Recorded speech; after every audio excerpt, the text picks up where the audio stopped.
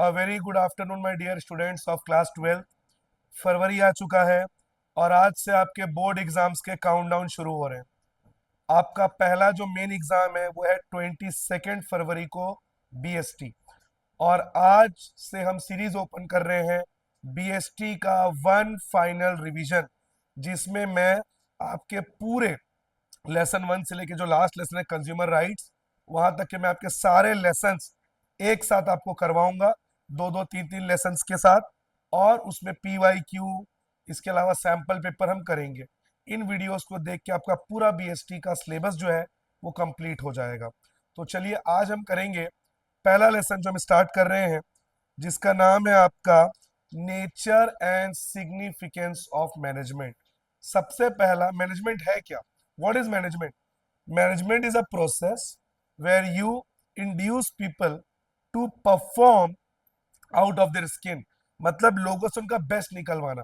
Management means to give the best with the available resources. आज के date में management इतना इंपॉर्टेंट क्यों है? बिकॉज हमारे पास रिसोर्सेस की कमी है, चाहे वो कैपिटल हो, चाहे वो इन्वेस्टमेंट हो, चाहे वो मशीनरी हो, चाहे मैन पावर हो। तो जो हमारे पास अवेलेबल स्केर्स रिसोर्सेज है, उन्हीं रिसोर्सेस के साथ अपना बेस्ट देना, यही मैनेजमेंट हमको सिखाता है। तो पहले लेसन में हम डिस्कस करेंगे नेचर, मैनेजमेंट का नेचर और उसका इंपॉर्टेंस। सबसे पहला है प्रोसेस। मैनेजमेंट में हमें कुछ सीक्वेंस ऑफ स्टेप्स फॉलो करने पड़ते हैं, जिसमें सबसे पहला होता है बच्चों planning. What is planning? What to do, when to do, how to do. कब बिजनेस करना है, क्या बिजनेस करना है और कैसे बिजनेस करना है। इसके बाद आता है ऑर्गेनाइजिंग। ऑर्गेनाइजिंग का मतलब बिजनेस करने के लिए जो भी चीजें आपको जरूरी है, चाहे वो मैन पावर हो, वर्कर्स हो, चाहे कैपिटल हो, चाहे इन्वेस्टमेंट हो, चाहे पैसा हो, वर्कर्स हो, जो भी आपको चीजें चाहिए वो ऑर्गेनाइज करना। और ऑर्गेनाइज करने की जिम्मेदारी किसकी होती है बच्चों? प्रमोटर की। जो बिजनेस शुरू करता है उसे प्रमोटर कहते हैं, और सारे रिसोर्सेस को ऑर्गेनाइज करने की रिस्पॉन्सिबिलिटी जो है वो किसके सर पे होती है? प्रमोटर के। इसके बाद आता है स्टाफिंग। स्टाफिंग का मतलब ये नहीं है बच्चों की सिर्फ जॉब देना। स्टाफिंग का मतलब है जॉब देना, बेस्ट को लेना, उनको ट्रेनिंग देना, उनको अच्छी सैलरी देना, उनको टाइम टू टाइम प्रमोशन देना, ये सब स्टाफिंग में आएगा। इसके बाद होता है डायरेक्टिंग। वर्कर्स को बताना कि उन्हें कौन सा काम कैसे किस तरह से करना है। और फिर कंट्रोलिंग, जिसमें वर्कर्स को आपको कंट्रोल करना है, डिसिप्लिन में रखना है, वरना वर्कर्स आउट ऑफ हैंड चले जाएंगे। तो ये जो सीक्वेंस है, इसी को मैनेजमेंट कहते हैं। Number 1 planning, organising, staffing, directing और कंट्रोलिंग। इसके बाद आता है इफेक्टिवनेस और एफिशिएंसी। इफेक्टिवनेस का मतलब होता है कि आपको दिए गए काम को टाइम से पूरा करना। Whatever task has been assigned to you by your manager और your superior, you have to perform it in the given time. Effectiveness और एफिशिएंसी का मतलब होता है बच्चों कि आपको गिवन रिसोर्सेज से टाइम को पूरा, सॉरी, टास्क को पूरा करना है। आप ओवर बजट नहीं जा सकते। एक छोटा सा एग्जांपल लेते हैं। अगर मान लीजिए एक मैनेजर ने अपने सब ऑर्डिनेट्स को टास्क दिया, आपको इस प्रोजेक्ट को 4 महीने में पूरा करके देना है, और लोगों ने उस काम को करने में 6 महीने लगा दिए। इसका मतलब द प्रोजेक्ट वॉज इनएफेक्टिव, आप टाइम से बाहर चले गए। दूसरा, मैनेजर ने उनको उस काम को करने के लिए 2 करोड़ का बजट दिया, वर्कर ने उस काम को 5 करोड़ में कर दिया, ओवर बजट हो गए वो 3 करोड़, मतलब वो एफिशिएंट नहीं थे। तो किसी भी बिजनेस के लिए ये जरूरी है कि वो इफेक्टिव भी हो, दिए गए समय में भी काम को पूरा करे, और एफिशिएंट, दिए गए बजट में काम को पूरा करे। और इफेक्टिव में आपको ध्यान रखना पड़ेगा, we are concern with the end result. End result आपका क्या है? और एफिशिएंसी में हमें यह ध्यान देना पड़ेगा minimum cost. Effectiveness due time, efficiency minimum cost में आपको काम पूरा करना है। दोनों में अगर डिफरेंस की बात करूं मैं, effectiveness completing the task on time no matter whatever the cost, और efficiency completing the task with minimum cost whatever the time. लेकिन अगर बिजनेस को सक्सेस होना है तो आपको दोनों साथ लेके चलना पड़ेगा, टाइम में भी काम पूरा करना पड़ेगा और साथ ही साथ जो गिवन रिसोर्सेज है उसी में करना पड़ेगा। ठीक है?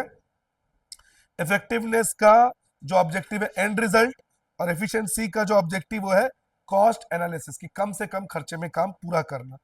effectiveness doing the right task, efficiency doing the right task in the right way। और किसी भी बिजनेस को अगर सही तरीके से चलाना है, जैसे मान लीजिए कोई टीचर है, वो ये बोल रहा है क्लास 12 के बच्चों को कि मैं आपको एक साल में 12 पास करवा दूंगा बहुत अच्छे से, पर फीस लूंगा मैं 5 लाख रुपए। इसका मतलब वो ओवर बजट हो गया। इसका मतलब वो काम तो टाइम से करके देगा एक साल में, लेकिन बच्चों से वो फीस इतनी ज्यादा बोल रहा है कि बच्चे उसके पास आएंगे नहीं। सेकेंड केस, टीचर ये बोल रहा है कि हम आपको सिर्फ 3000 रुपीज लेके हम आपको 12 पास करवा देंगे, लेकिन मुझे 4 साल दीजिए। इसका मतलब दिए गए बजट में वो काम पूरा कर रहा है, कम कॉस्ट में कर रहा है, लेकिन टाइम से बाहर हो जा रहा है। अब 4 साल में कोई थोड़ी 12 पास करेगा।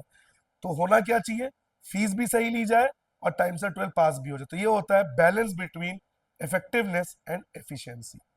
इसके बाद फीचर्स ऑफ मैनेजमेंट। जो पहला फीचर है goal oriented.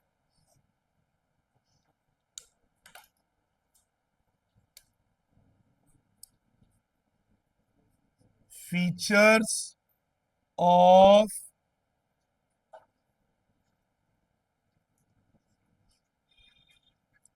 Management. Number 1, goal oriented. Goal oriented क्या होता है बच्चों, मतलब मैनेजमेंट करने के लिए आपके पास कोई गोल होना चाहिए। जैसे अगर आप अपने टाइम को मैनेज कर रहे हो, जैसे अभी बोर्ड एग्जाम्स आने वाले, आपने अपने टाइम को मैनेज किया कि आपने अपने फोन का स्क्रीन टाइम कर लिया, इसके अलावा कम कर लिया, इसके अलावा आपने दोस्तों के साथ घूमना कम कर दिया। तो अब ये मैनेजमेंट जो अपने टाइम का कर रहे हो, क्यों कर रहे हो, बिकॉज आपका गोल है बोर्ड्स में अच्छा परफॉर्मेंस। तो बिजनेस का भी कोई गोल होगा कि भाई वो अपने कॉस्ट को कट क्यों कर रहे हैं, खर्चे कम क्यों कर रहे हैं, हो सकता है उसके एक्सपेंसेस बढ़ गए हो। तो जो पहला है वो है goal oriented. Without a goal, without a aim, management has no value. तो बिजनेस के लिए कोई गोल होना चाहिए। और दूसरा है मैनेजमेंट इज परवेसिव। परवेसिव को हम बच्चों यूनिवर्सल भी कहेंगे। मतलब क्या स्कूल, क्या हॉस्पिटल, क्या आपका कोई भी और ऑर्गेनाइजेशन, मैनेजमेंट का जो प्रिंसिपल्स है वो हर जगह काम आएगा। एक हॉस्पिटल में अगर डॉक्टर्स को अपना टाइम पता नहीं है, न्यूरो सर्जन आ जा रहा है रात को 12 बजे, कार्डियो सर्जन आ रहा है सुबह, जबकि पेशेंट की जरूरत अलग अलग है, तो वहां पे भी एक प्रॉपर मैनेजमेंट होता है कि कौन सा डॉक्टर कब ड्यूटी देगा, कौन सा पेशेंट किस डॉक्टर से अपना अपॉइंटमेंट लेगा, कौन सा पेशेंट कब अपना ट्रीटमेंट शुरू करेंगे। एक प्रॉपर मैनेजमेंट होता है। स्कूल में भी होता है, जैसे वर्किंग डेज का टाइमिंग क्या है, पीटीएम का टाइमिंग क्या है, किस क्लास को कौन सा टीचर पढ़ाएगा। इसका मतलब मैनेजमेंट के जो प्रिंसिपल्स है वो यूनिवर्सल है, चाहे all over the world, in every organisation management has a value. मतलब ऐसा कोई ऑर्गेनाइजेशन नहीं है जो मैनेजमेंट के बिना सक्सेस हो जाए। इसके बाद मैनेजमेंट इज मल्टी डायमेंशनल।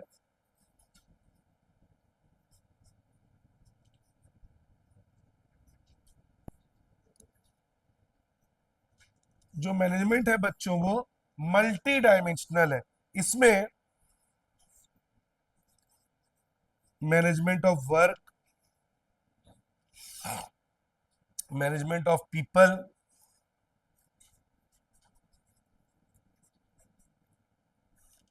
और मैनेजमेंट ऑफ ऑपरेशंस।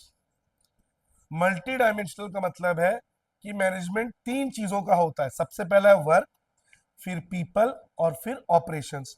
वर्क में जो मेन टास्क है वो बहुत इंपॉर्टेंट है। अब बच्चों स्कूल है, स्कूल में एनुअल फंक्शन बढ़िया हो रहा है, स्पोर्ट्स अच्छा हो रहा है, लेकिन एजुकेशन उतना अच्छा नहीं है, तो मैनेजमेंट वो स्कूल कभी भी सक्सेस नहीं हो सकता। तो कहने का मतलब ये है कि आपका जो कोर है, बिजनेस का कोर, वो सही होना चाहिए। एक रेस्टोरेंट है, बहुत सुंदर उसका कटलरी है, बर्तन है, बहुत सुंदर डेकोरेशन है, बहुत शानदार लोकेशन पे, पर उसका जो मेन काम है टेस्टी एंड डिलीशियस फूड, वो सर्व नहीं कर पा रहा है, तो क्या वो रेस्टोरेंट सक्सेस होगा? नहीं होगा। जैसे अभी के समय में आपने देखा बॉलीवुड मूवीज लगातार फ्लॉप हो रही है। रीजन, मेन फिल्म में होना चाहिए स्टोरी, वो उसका कोर है। स्टोरी ही अगर अच्छा नहीं है, आप किसी भी एक्टर को ले लो, डांस करवा लो, अच्छे लोकेशन में शूट कर लो, मूवी हिट नहीं होगा। तो बिजनेस का जो कोर है, जो मेन एक्टिविटी है, वो सही होना चाहिए। एक हॉस्पिटल है, वहां पे नर्सेस को लिया गया, बहुत सुंदर नर्सेस हैं, डॉक्टर्स भी बहुत हैंडसम है, लेकिन जो ट्रीटमेंट है, जो इलाज है, जो सर्जरी है, वहां वो करने में जो डॉक्टर्स है वो फेल हो रहे हैं। एक दूसरा हॉस्पिटल है जिसमें जो नर्स है, जो डॉक्टर्स है, बहुत एजेड है, लेकिन सर्जरी बहुत बेहतरीन हो रही है। तो कौन सा हॉस्पिटल सक्सेस होगा? वो हॉस्पिटल जहां पे सर्जरी अच्छी हो रही है। तो management of work means your core should be the best. इसके बाद आता है पीपल, अपने लोगों को मैनेज करना। इसका मतलब क्या है? अपने वर्कर्स को सही सैलरी देना, एक हेल्दी इन्वायरमेंट में उनसे काम करवाना, उनको टाइमली प्रमोशन देना, और उनको साथ साथ अगर आपको डांटना, स्कोल्ड करना उनके काम के लिए, कहते हैं अप्रिशिएट करना है, सबके सामने करिए। अगर आपको उसके काम की खामियां गिनानी है कि उसके काम में क्या प्रॉब्लम्स है, तो उसको अकेले में बताइए। यानी अपने वर्कर्स को सही ट्रीट करना। क्यों?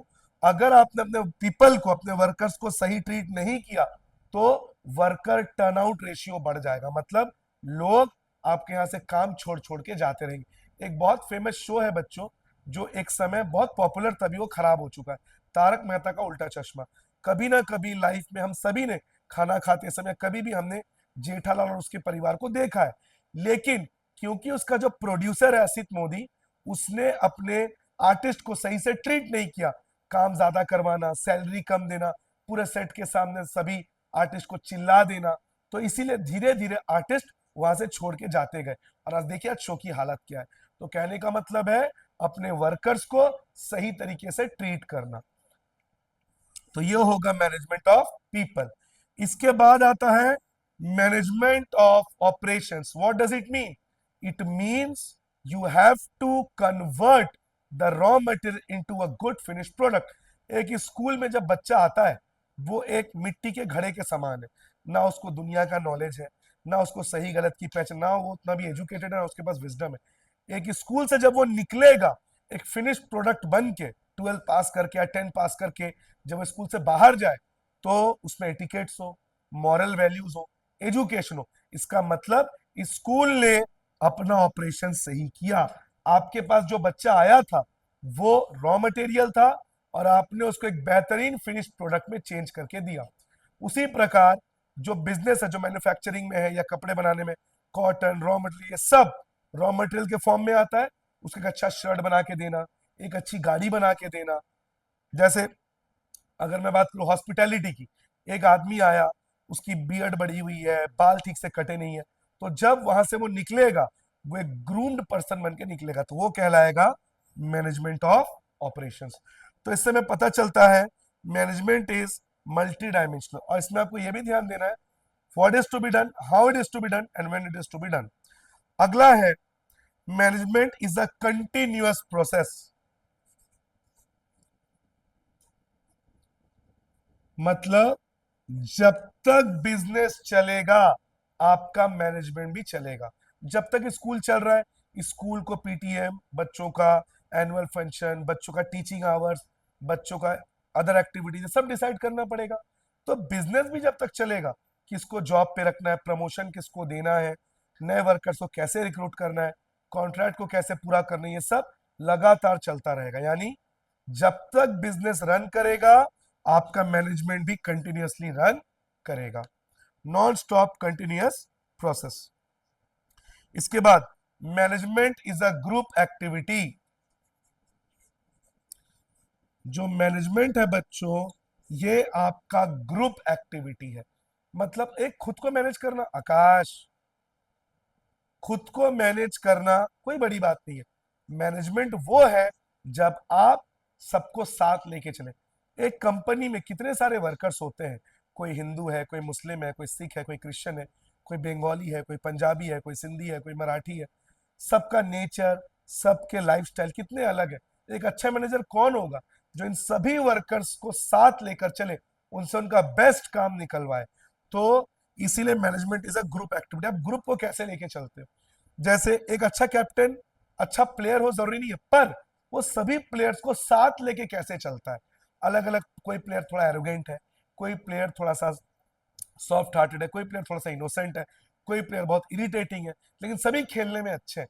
तो एक अच्छा लीडर, एक अच्छा मैनेजर कौन होगा, जो इन सभी अलग अलग बैकग्राउंड के प्लेयर्स को साथ लेकर एक टीम को मैच जितवा दे। तो एक अच्छा मैनेजर कौन होगा, जो अलग अलग बैकग्राउंड से आने वाले वर्कर्स को साथ लेकर कंपनी को सक्सेस दिलाए।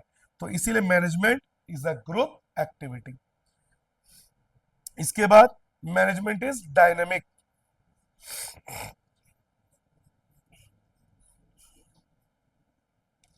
बच्चों डायनेमिक क्या होता है? डायनेमिक का मतलब कीप्स ऑन चेंजिंग। जैसे फॉर एग्जांपल तालाब का पानी सड़ जाता है क्योंकि वो एक जगह रहता है, स्टैग्नेंट, खराब हो जाता है। और नदी का पानी लगातार बहता है तो कभी खराब नहीं होता, सड़ता नहीं। ठीक उसी तरह जो मैनेजमेंट समय के साथ खुद को चेंज ना करे वो मार्केट से बाहर हो जाएगा, और जो मैनेजमेंट लगातार समय के साथ खुद को बदले वो मार्केट में रहेगा। इसलिए मैनेजमेंट इज डायनेमिक, मतलब जैसे जैसे समय बदलेगा, लोग बदलेंगे, मैनेजमेंट करने का जो तरीका है, जो वे है, जो प्रोसेस है, वो भी समय के साथ चेंज होता जाएगा। बिकॉज अगर आपने समय के साथ खुद को चेंज नहीं किया, यू विल बी आउटस्टेड, आप मार्केट से थ्रोन आउट कर दिए जाओगे। ब्लैकबेरी हो गया, एक समय कितना बढ़िया फोन था, स्टेटस सिंबल था, लेकिन समय के साथ उसने खुद को चेंज नहीं किया, आज देखियो मार्केट में ही नहीं। तो मैनेजमेंट को भी समय के साथ डायनेमिक होना पड़ेगा। अब जैसे देखिए, आज से 20-25 साल पहले चले जाइए बच्चों, ये वीडियो बनाना, यूट्यूब, ये ऑनलाइन क्लास मार्केट में था ही नहीं। लेकिन जब ऑनलाइन क्लासेस आई, इंटरनेट चीप हुआ, तो यूट्यूब पे क्लास लेना, ऑनलाइन लेक्चर्स लेना, ये एक ट्रेंड बन गया। और जो इस ट्रेंड को फॉलो नहीं करेगा वो इंस्टीट्यूट मार्केट से बाहर हो जाएगा। तो समय के साथ आपको चेंज अपने अंदर लाना पड़ेगा, और उसी को कहते हैं मैनेजमेंट इज डायनामिक। जैसे एक और एग्जांपल लेते हैं बच्चों, आप सभी को पता भी, लोग अपने डाइट को लेके बहुत ज्यादा कॉन्शियस हो गए। पहले क्या था, खाओ पियो मस्त रहो, लेकिन अभी क्या हो गया, डाइट को लेके बहुत कॉन्शियस हो गए लोग। इसलिए अब देखिए डाइट को, पहले कोका कोला कभी लाता था डाइट को, अब डाइट कोक ला रहा है, नो शुगर ला रहा है। क्यों? लोग अब अपने हेल्थ को लेकर बहुत कॉन्शियस हो गए। तो आपको लोगों को ध्यान में रखते हुए अपने फूड आइटम्स में वैसी वैरायटी लानी पड़ेगी, वरना आप मार्केट से बाहर हो जाओगे। इसलिए हम कहते हैं management is dynamic, it keeps on changing according to the situation. और मैनेजमेंट इज इंटेंजिबल।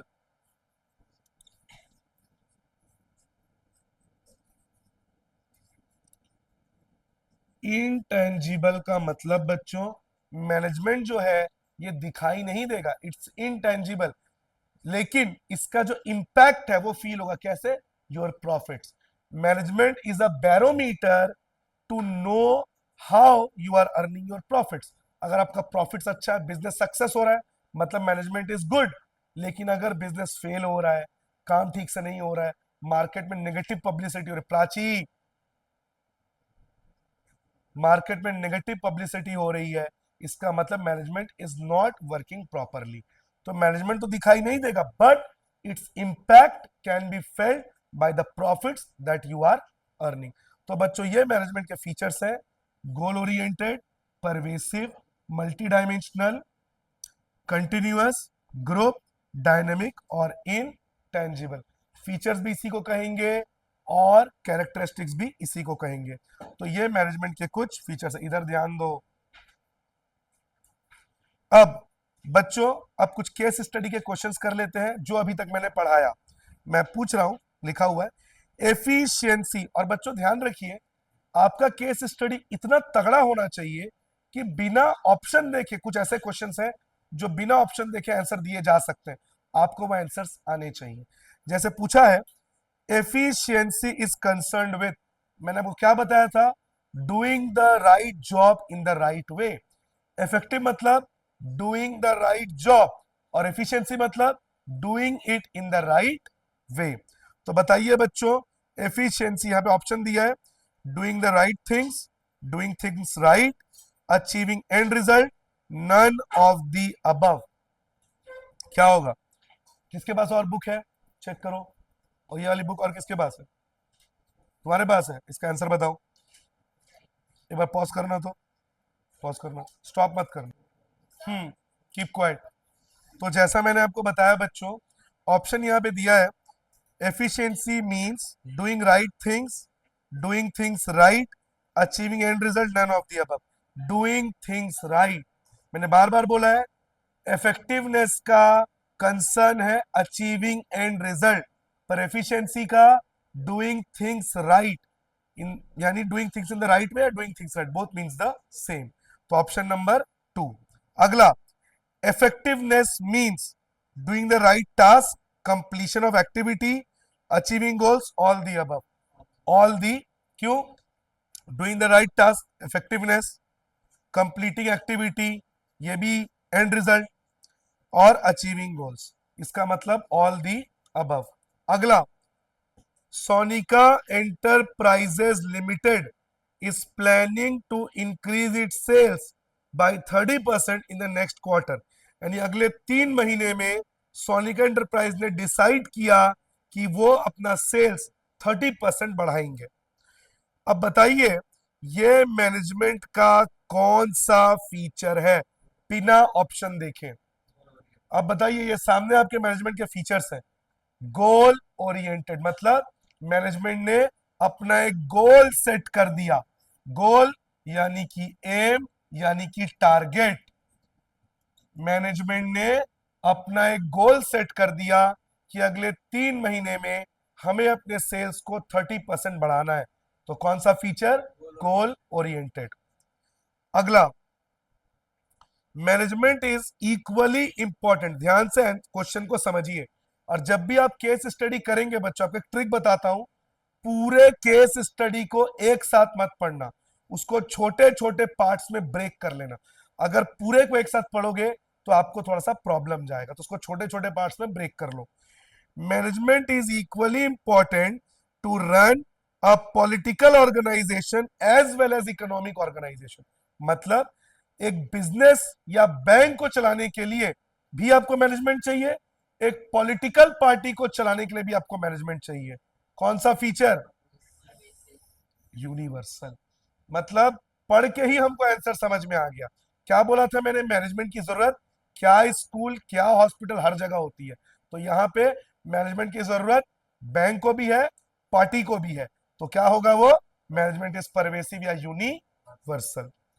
अगला, इसी तरह से आपको केस स्टडी करना है कि जो बिना ऑप्शन देखे हो जाए वो आपसे बिना ऑप्शन देखे बने।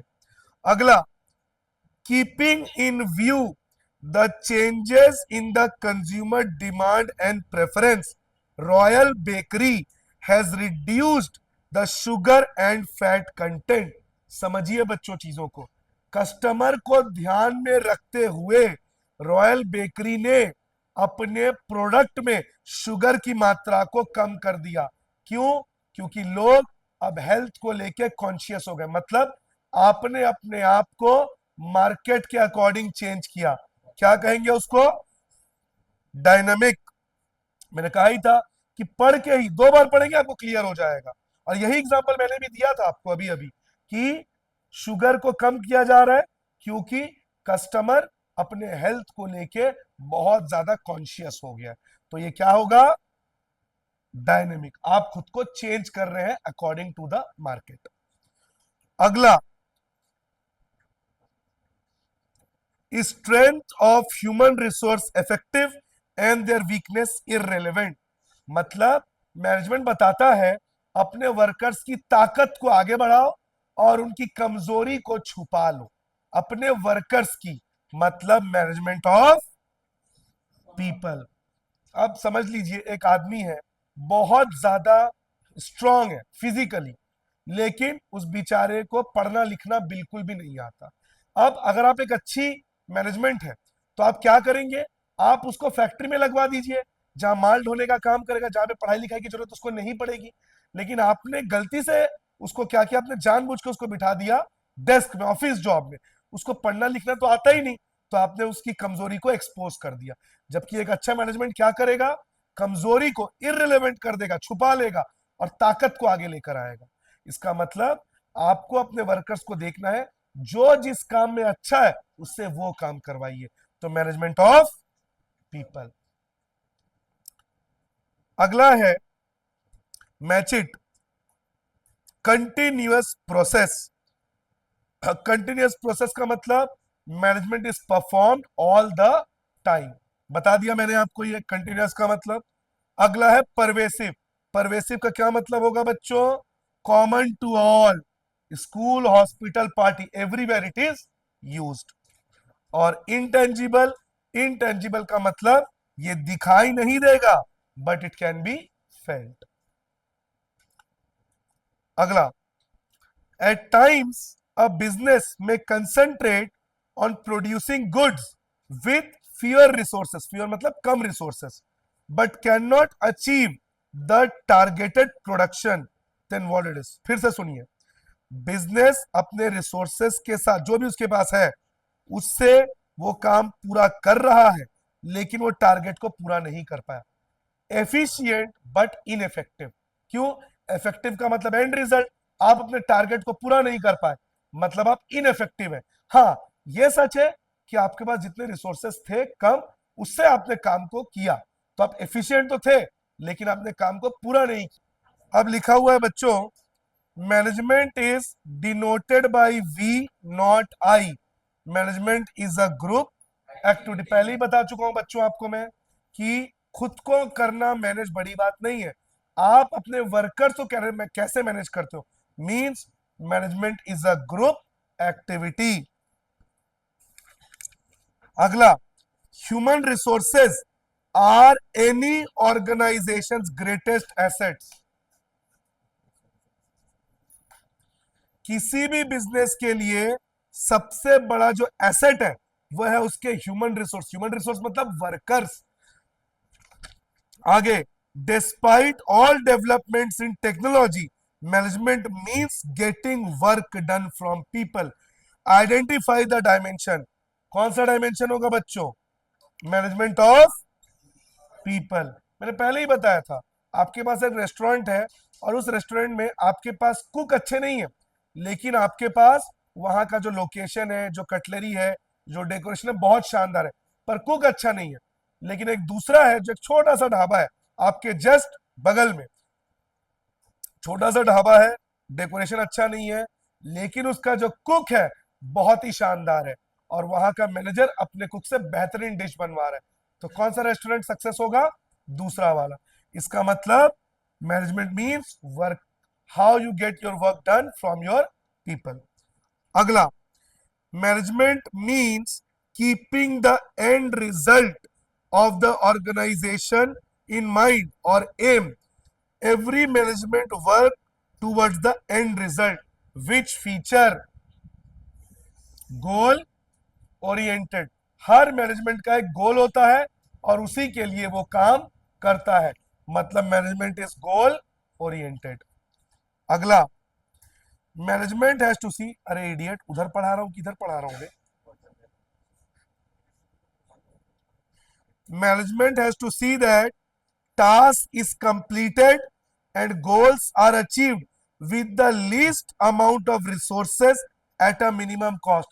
Explain the two concept, effectiveness and efficiency। end result करना है effectiveness, minimum resources के साथ efficiency। आगे, successful organizations do not achieve their goals by chance but by following a deliberate process। ये बाई चांस को बच्चे एक और वर्ड होता है जिसको कहते हैं फ्लूक। एग्जाम में हो सकता है आपको बोलते fluke. Success is not by fluke but by deliberate process. Deliberate मतलब सोच समझ के किया गया काम, और सोच समझ के किए गए काम को क्या बोलते हैं बच्चों? मतलब किसी भी ऑर्गेनाइजेशन का सक्सेस तुक्के से नहीं होता, ये एक इलेबोरेट प्रोसेस होता है जो लगातार साल दर साल रिपीट होता है, और उस प्रोसेस को क्या बोलते हैं? Management. Ravi joined a marketing firm as a sales manager on his first day in the company during the orientation program। What is orientation program? When a new employee is being formally introduced to the old employee so that the ice could break and the new worker could feel uh, very close to the environment. Means जो नया worker आया है उसको आपको पुराने employees के साथ mail मिलाप कराना है, ताकि उसके मन में जो झिझक है, जिसको इंग्लिश में बोलते हैं ब्रेकिंग द आइस, वो खत्म हो और वो मैनेजमेंट से क्लोज हो सके, कंपनी के रूल्स एंड रेगुलेशंस को समझ सके।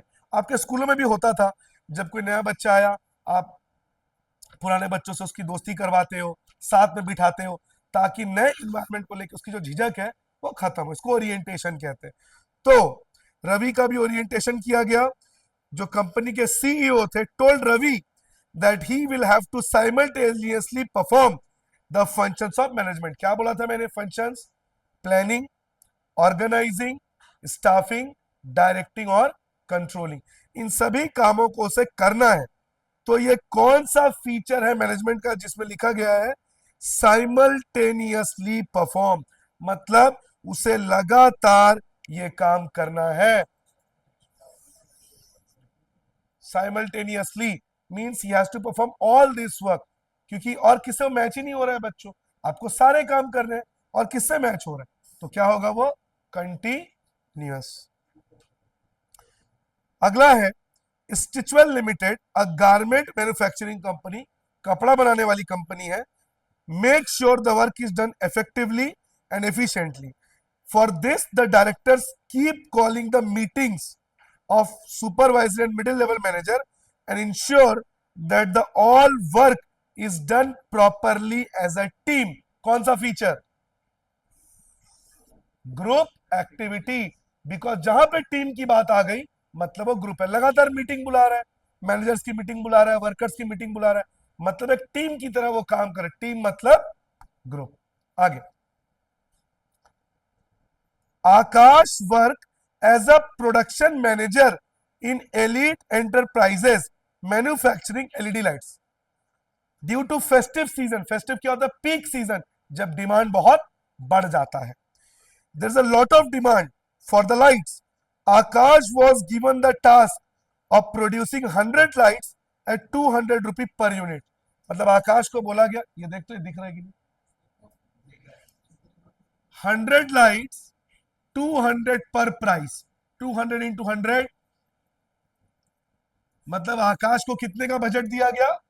20,000 रुपीज का आकाश को बजट दिया विद इन 5 डेज। और टाइम कितना दिया गया उसको? 5 दिन। 5 दिन में 20,000 रुपए के बजट के साथ उसे दो कितने बल्ब बनाने हैं? 100 बल्ब एलईडी लाइट उसे बनाने हैं। आकाश ने टारगेट को पूरा किया 5 दिन में। He completed the target within 5 days, but the cost exceeded too, मतलब वो ओवर बजट हो गया। इफेक्टिव बट इनएफिशिएंट, मतलब उसने एंड रिजल्ट तो दे दिया लेकिन वो बजट से बाहर हो गया। तो काम को टाइम से तो पूरा कर लिया बट बजट से बाहर। Effective but inefficient. आगे, health is wealth, a new hospital was inaugurated, एक नया हॉस्पिटल खोला गया। ड्यूरिंग द इनॉग्रल स्पीच, जो स्पीच हुआ इंट्रोडक्टरी स्पीच, जो सीईओ है डॉक्टर राज सिंह, उसने कहा the main objective of the hospital is to make people aware of importance of health and make sure more and more people get treatment from hospital. मतलब उसने कहा कि हमारा मेन ऑब्जेक्टिव है कि लोग हेल्थ को लेके अवेयर हो और ज्यादा से ज्यादा हमारे अस्पताल से इलाज कराकर जाएं। For this they hired competent medical staff, मतलब ऐसे स्टाफ को काम पे रखा गया जो बहुत ही काबिल है, बहुत टैलेंटेड है। Doctor, nurse, what, everyone, by making their strength effective and their weakness irrelevant. Management of people, क्या कहा था मैंने? कि अपने वर्कर्स के स्ट्रेंथ को आगे लाना और उनकी कमजोरी को छुपा लेना, क्या कहलाएगा वो? Management of people. तो एक तो मिल गया हमें। आगे बोला है hospital will be providing regular OPD. OPD means operation. Regular path lab for test, and whenever needed, surgeries will be done in operation theater so that more and more people can get well. अब यहां पे जो dimensions है वो बताइए bye coating the lines, मतलब जो भी मैंने आपको बताया उसका लाइन भी आपको अंडरलाइन करना है बच्चों, और साथ ही साथ आपको बताना है डायमेंशन। अब बताइए बच्चों, यहां पे सबसे पहले डायमेंशन ऑफ वर्क। क्यों? क्योंकि यहाँ पे हॉस्पिटल ने क्लियरली बोला है कि our main objective is to make people awareness of importance of health. आप अस्पताल क्यों जाते हैं? ट्रीटमेंट और इलाज के लिए। और हॉस्पिटल के सीईओ ने क्लियर बोल दिया कि हमारा मेन उद्देश्य ही है हेल्थ को लेकर लोगों को अवेयर करना और ये देखना कि ज्यादा से ज्यादा लोग हमारे पास आए। मैनेजमेंट ऑफ वर्क जो कोर है हॉस्पिटल का हेल्थ, उस पर फोकस किया गया। कौन सा लाइन होगा? Main objective of hospital is to make people aware of importance of health. Line quote. अगला जो मैंने आपको बताया, कॉम्पिटेंट मेडिकल स्टाफ, बहुत ही शानदार मेडिकल स्टाफ हायर किया गया है bye making their strength effective and weakness irrelevant. उस लाइन को अंडरलाइन करेंगे और लिखेंगे मैनेजमेंट ऑफ पीपल। और उसमें फिर उसने बोला surgeries will be done in OPD and more people could get well. Management of, अस्पताल में आदमी बीमार होके आता है और ओपीडी से वो चाहता है कि जब वो निकले वो ठीक होके निकले। तो लाइन क्या लिखा है? Surgery will be done in OPD and people could get well. तो मैनेजमेंट ऑफ ऑपरेशंस। आगे बढ़ेंगे। After every 3 months Mansi offer new scheme to its distributor and agent. She tries her best to bring changes keeping in mind the needs of the customer offered by the competitor. This gives first mover advantage to Mansi. Identify the feature or characteristic. Management is, फिर से एक बार समझाता हूं। हर 3 महीने में मानसी लगातार अपने offers को चेंज करती है। वो देखती है उसे कॉम्पिटिटर क्या कर रहे हैं और उसके अकॉर्डिंग वो हर 3 महीने में मार्केट के अकॉर्डिंग कस्टमर के डिमांड के हिसाब से वो काम कर रही है, जिससे उसको फर्स्ट मूवर एडवांटेज मिल रहा है। मतलब पहला ऑफर वही दे रही है तो पब्लिक पहली बार किसके पास आएगी? उसके पास आएगी। मतलब वो अपने आप को मार्केट के अकॉर्डिंगली चेंज कर रही है। क्या कहलाएगा वो? Management is dynamic. अब उसको एक्सप्लेन कर दीजिए। Means in every business you have to change according to the environment if you want to survive for longer run. You have to keep consumer demand in mind. अगला, director of ABC Limited assigned the task of implementing the plans and policies framed by the board to all departmental heads. मतलब director ने plan और policy अलग अलग department को दे दिया। हमारा plan है, आप इसको इंप्लीमेंट करो। सेल्स वाले को दे दिया, परचेज वाले को दे दिया, स्टाफ वाले को दे दिया, सबको दे दिया, अलग अलग डिपार्टमेंट को अलग अलग काम दे दिया। Departmental heads appointed supervisor, superintendent so that work could be done according to the plan and supervisor could keep a check on the workers. मतलब काम भी हो जाए और सुपरवाइजर वर्कर्स को चेक भी करे। ये कौन सा फीचर है और उसको एक्सप्लेन करें। कौन सा फीचर है बताओ? क्वेश्चन में क्या बोला है कि जो मैनेजमेंट है उसने अलग अलग डिपार्टमेंट को अपना काम दे दिया। सेल्स वाले को दे दिया, परचेज वाले को दे दिया, और हर डिपार्टमेंट को संभालने के लिए उसने सुपरिंटेंडेंट, सुपरवाइजर को अपॉइंट किया ताकि काम एज पर प्लान हो और सुपरवाइजर सबके काम को ध्यान से चेक करे। मेरे को यहां पे लग रहा है इनटेंजिबल होना चाहिए। चेक करो एक बार, पॉज करो एक बार, पॉज, स्टॉप मत करना। तो यहां पे बच्चों जो उसका आंसर है वो है management is a group activity. क्यों? क्योंकि यहां पे सक्सेस के लिए आपको इतने सारे लोगों की जरूरत पड़ रही है। आप अपने डिपार्टमेंट को देख रहे हैं, डिपार्टमेंट उसमें अलग अलग लोगों को शामिल कर रहा है, मतलब इतने सारे लोग मिलकर एक टीम की तरह काम करेंगे। तो management is a group activity. Sorry, आगे। Ram argues that management is required in all kinds of organization, but Mohan feels that management is not required in non-business organization like school, club, hospital. Who is correct? Ram is correct. क्योंकि मैंने बोला था school हो, अस्पताल हो, political party हो, कोई भी हो, मैनेजमेंट की जरूरत हर जगह पड़ती है। परवेसिव, यानी राम यहाँ पे सही है और मोहन यहाँ पे गलत है। Gemini circus is organising shows internationally for the last 30 years। पिछले 30 साल से जेमिनी सर्कस इंटरनेशनली सर्कस कर रहा है। उनके शोज पूरे वर्ल्ड में सक्सेस है, बट ऑफ लेट मतलब recently their shows are not as popular as in the past. मतलब बीते समय में उनके शोज जितने पॉपुलर थे, आज के समय में उनके शोज उतने पॉपुलर नहीं है।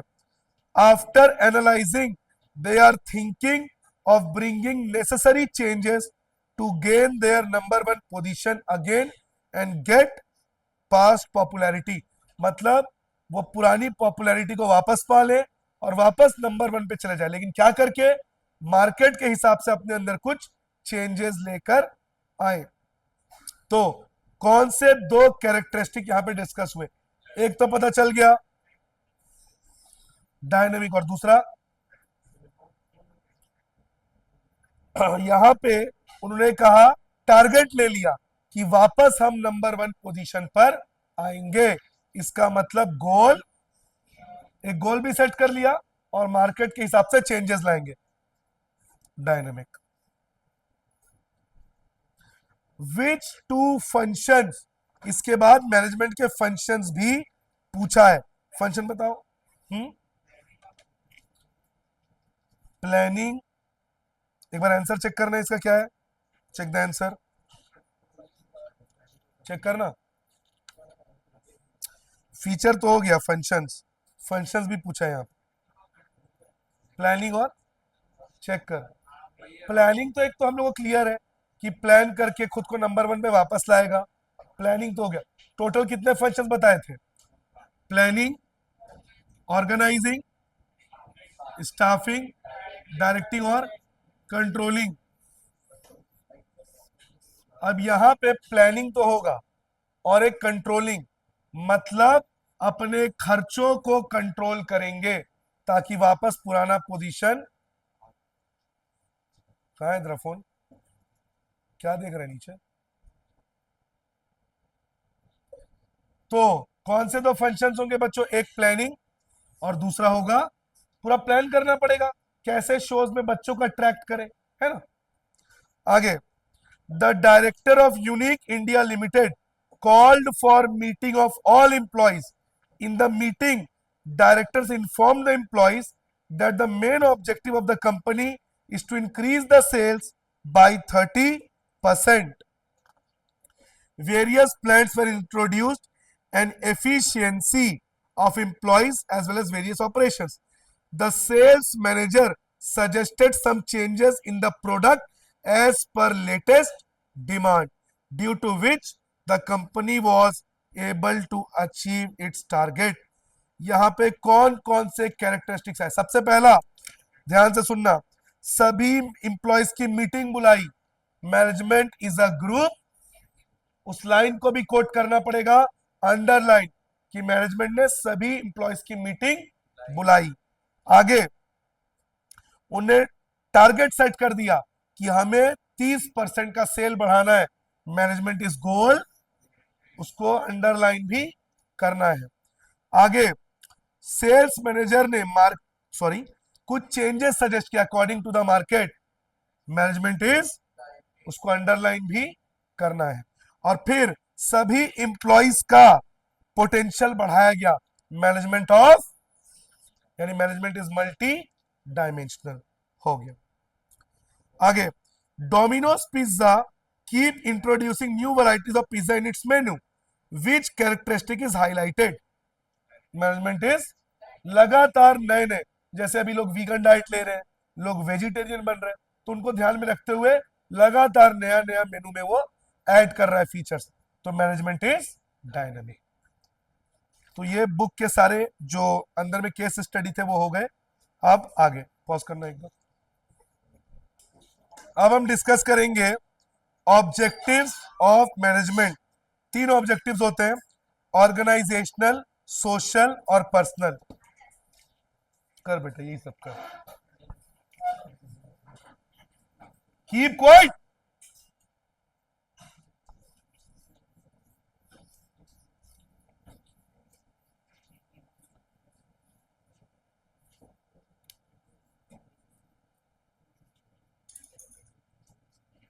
Objectives of management. तीन होते हैं ये। सबसे पहला है ऑर्गेनाइजेशनल, फिर है आपका पर्सनल, और फिर है आपका सोशल। ऑर्गेनाइजेशनल में भी बच्चों तीन ऑब्जेक्टिव्स होते हैं।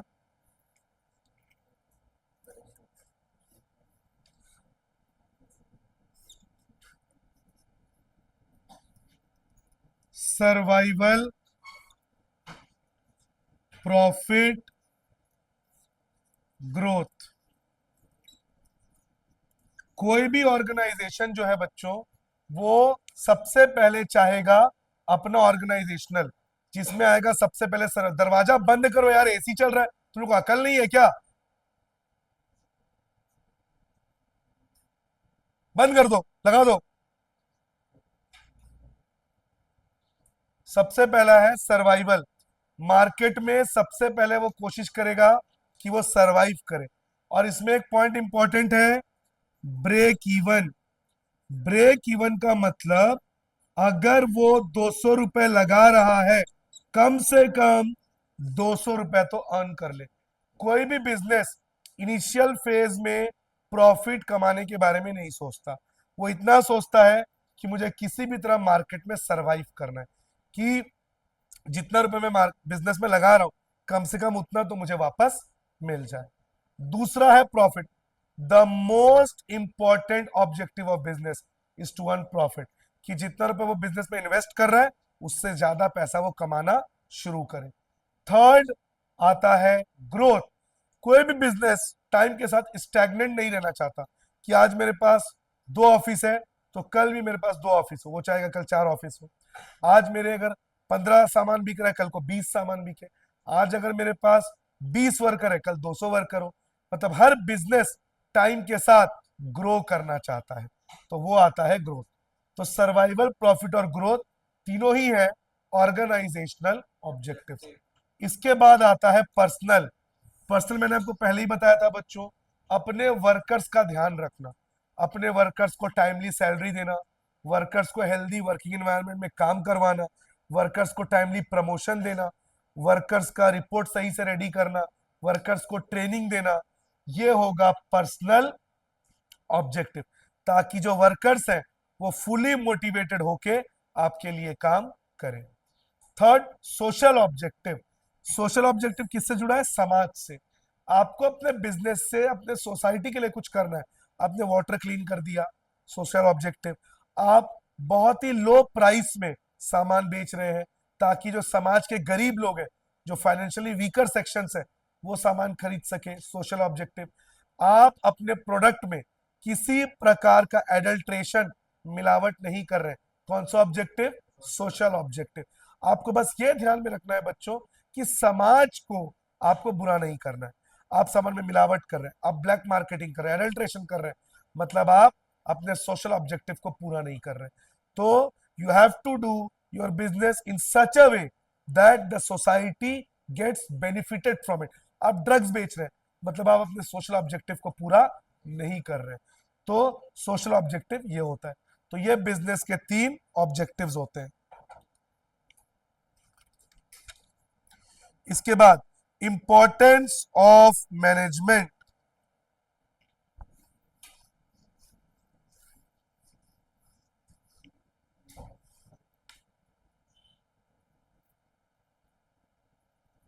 कौन है?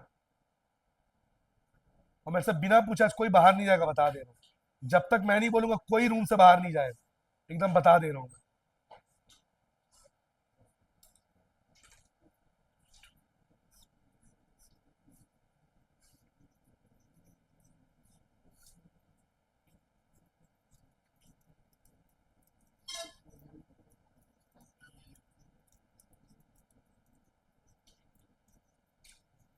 Importance of management.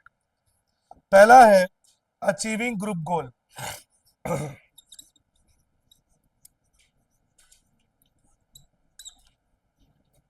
बिना मैनेजमेंट के आपके ग्रुप के जो गोल्स है, जो प्रॉफिट अर्न करना है, सेल्स बढ़ाना है, वो आप कभी भी अचीव नहीं कर पाओगे। Whatever is the goal as a group, you can't achieve that. अगर आपने मैनेजमेंट सही से नहीं किया, अपने वर्कर्स को अपने टाइमली से सैलरी नहीं दी, वर्कर से स्ट्राइक कर देंगे। अगर आपने अपने सप्लायर को टाइमली पेमेंट नहीं किया, वो माल की सप्लाई रोक देगा, प्रोडक्शन हैम्पर होगा। इसका मतलब आपको प्रॉपर मैनेजमेंट करना है, तभी आपके बिजनेस का, आपके ग्रुप का जो गोल है वो अचीव होगा। Number 2, increases efficiency.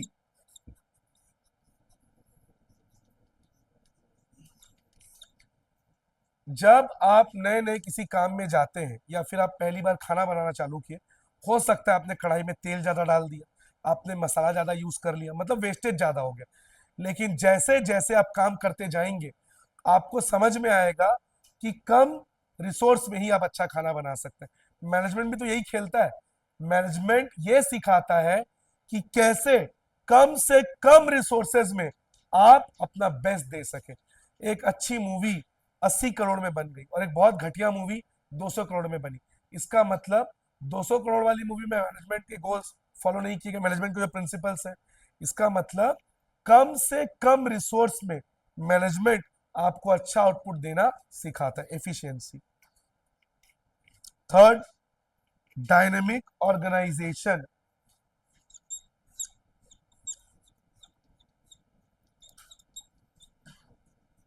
समय बदल रहा है, लोग बदल रहे हैं, और जैसे जैसे समय, लोग, डिमांड बढ़ेगा, बदलेगा, चेंज होगा, मैनेजमेंट को भी वैसे बदलना पड़ेगा। आज से 40 साल पहले किसी कंपनी को आप कैसे रन कर रहे थे, आज वो काम नहीं आएगा।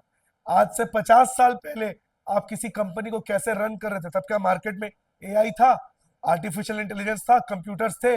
नहीं थे। सोशल मीडिया था? नहीं था। लेकिन आज सोशल मीडिया है, एआई है, कितना कुछ मार्केट में बदल चुका है, और आने वाले 20 सालों में और बदल जाएगा। तो मैनेजमेंट को भी समय के साथ बदलना पड़ेगा।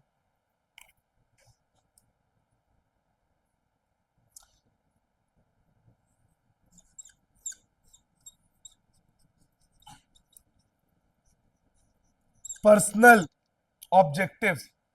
एक पर्सनल ऑब्जेक्टिव क्या होता है बच्चों?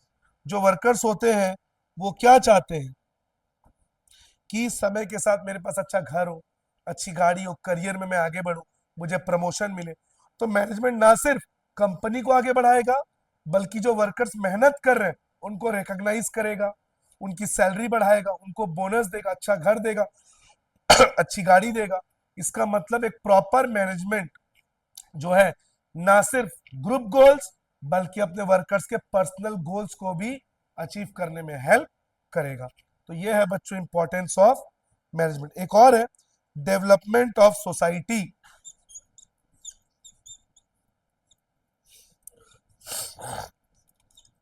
मैनेजमेंट सोसाइटी के डेवलपमेंट में भी हेल्प करता है। कैसे हेल्प करेगा बच्चों सोसाइटी के डेवलपमेंट में, बताइए।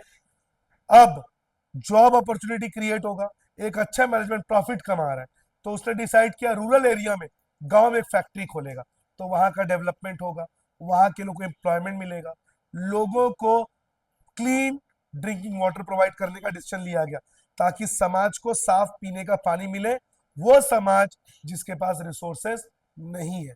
तो कहने का मतलब ये है, मैनेजमेंट सोसाइटी का भी इंप्रूवमेंट में हेल्प करता है। अच्छे गुड्स देना, ये जो आप गुड क्वालिटी प्रोडक्ट्स यूज करते हो, ये मैनेजमेंट का ही तो देन है। अगर कंपनी सक्सेस नहीं होती तो क्या आपको ये सारे गुड्स मिलते? नहीं मिलते। गुड्स मिलना, नौकरी जनरेट करना, न्यू टेक्नोलॉजी का इस्तेमाल करना, ये सब मैनेजमेंट ही आपको सिखाएगा। इसके बाद आता है बच्चों nature of management.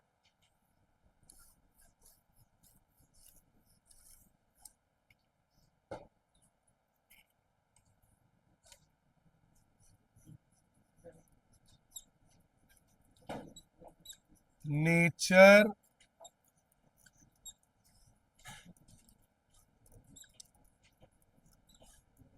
Of management.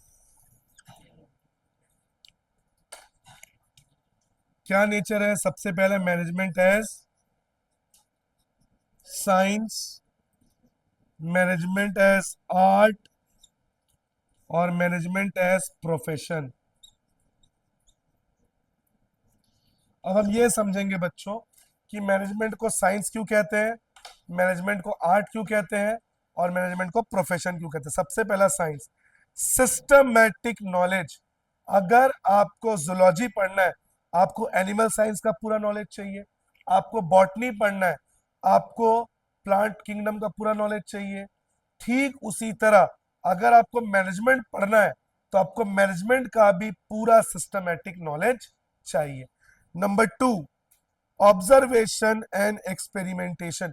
ये जो प्रिंसिपल है ये पूरी तरह से मैनेजमेंट में प्रेजेंट नहीं है, लेकिन कुछ हद तक प्रेजेंट है। जैसे जो टेलर है, जो आप सेकंड लेसन में पढ़ने वाले हो, टेलर ने जो बताया था कि काम को छोटे छोटे यूनिट्स में बांट दो, पूरे काम का बर्डन एक आदमी पे मत डालो, बल्कि काम को छोटे छोटे यूनिट्स में बांट के लोगों के क्वालिफिकेशन और टैलेंट के हिसाब से काम को बांट दो, रिजल्ट आपको अच्छा मिलेगा।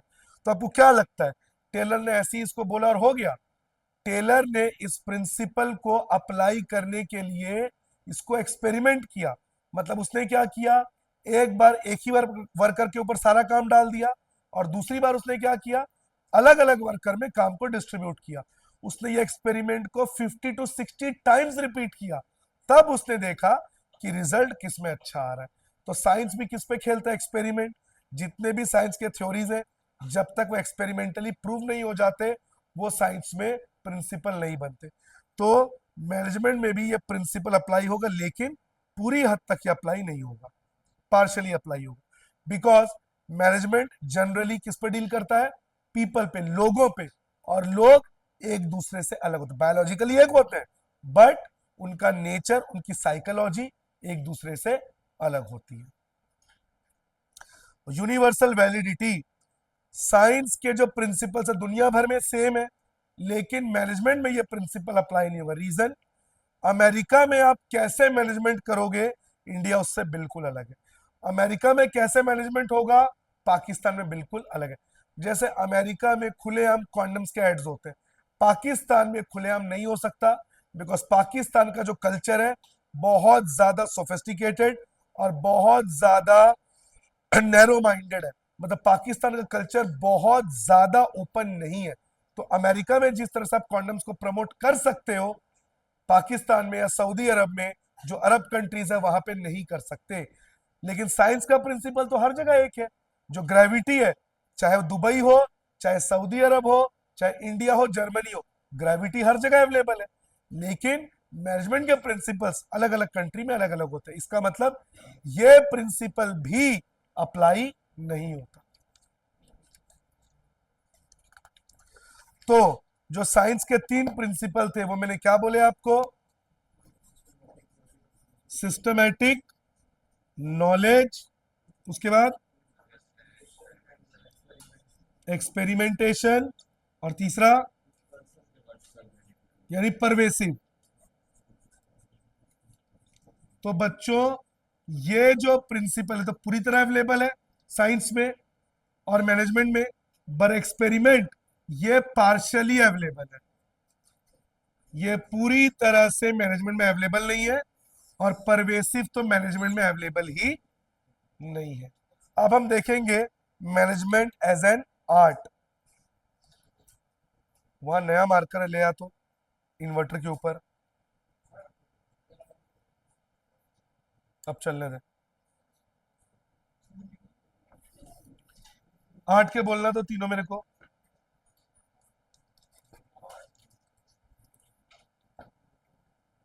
Theoretical knowledge, personalise application, practice and creativity.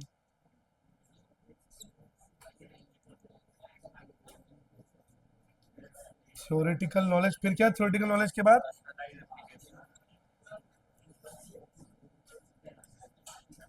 Keep quiet, और थर्ड,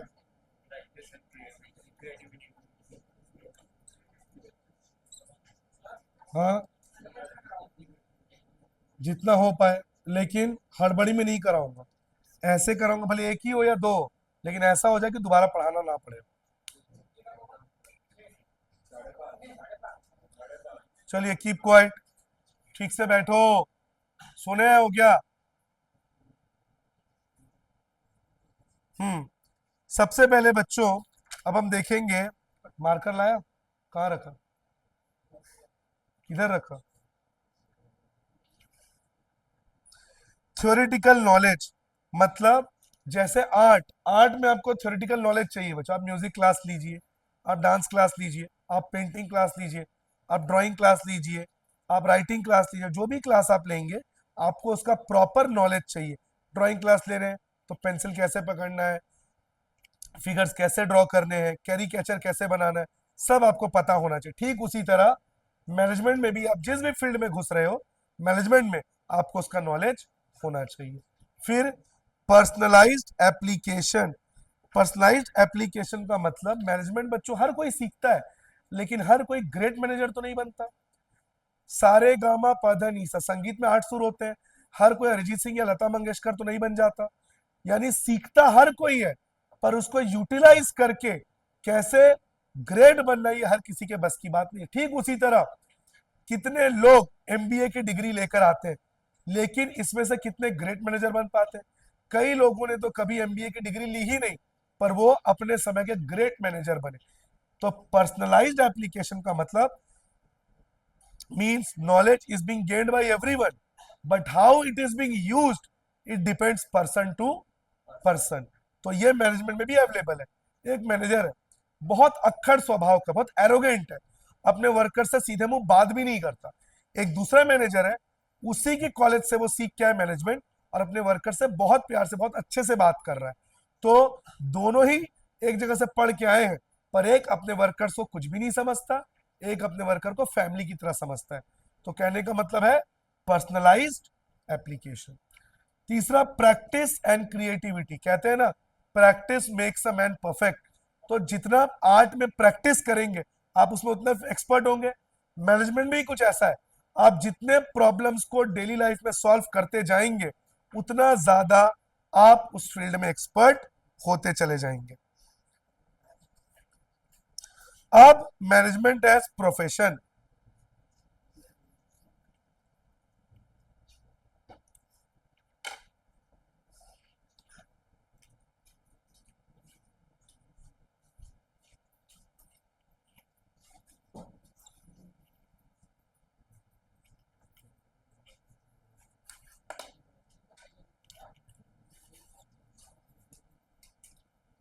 प्रोफेशन का बताना क्या क्या है?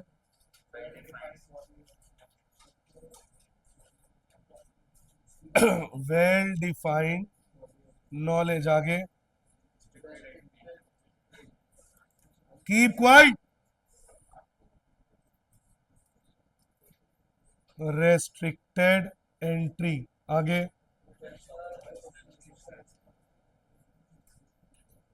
प्रोफेशनल, आगे क्या है? एग्जिस्टेंस ऑफ एथिकल कोड और सर्विस मोटिव।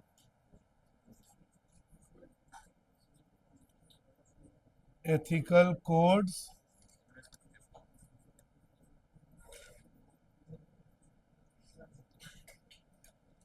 एक बार पॉज करना, तो उधर के बच्चों को पॉज करना एक बार। हम्म सबसे पहला है बच्चों well defined body of knowledge. Same वही, जैसे आपको डॉक्टर बनना है, लॉयर बनना है, जिस भी प्रोफेशन में आपको जाना है आपको उसका नॉलेज चाहिए। ठीक उसी तरह मैनेजमेंट में भी आपको वेल डिफाइंड नॉलेज चाहिए। Restricted entry. रेस्ट्रिक्टेड एंट्री का मतलब आप डॉक्टर तभी बन सकते हैं बच्चों, अब मैं ये बात नहीं बोल रहा हूँ कि इलीगल, लीगली। अगर आपको लीगली डॉक्टर बनना है तो आपको एग्जाम क्लियर करना पड़ेगा नीट का, और बिना नीट का एग्जाम दिए आप डॉक्टर नहीं बन सकते। नीट का एग्जाम भी देना पड़ेगा और आपके पास एमबीबीएस की डिग्री भी होनी चाहिए। अगर आपको लॉयर बनना है आपको क्लैट का एग्जाम देना पड़ेगा और आपके पास एलएलबी की डिग्री होनी चाहिए। तो ये फीचर अभी मैनेजमेंट में अवेलेबल नहीं है, क्योंकि कई ऐसे लोग हैं जो बिना प्रॉपर एमबीए की डिग्री लिए भी मैनेजमेंट कर रहे हैं।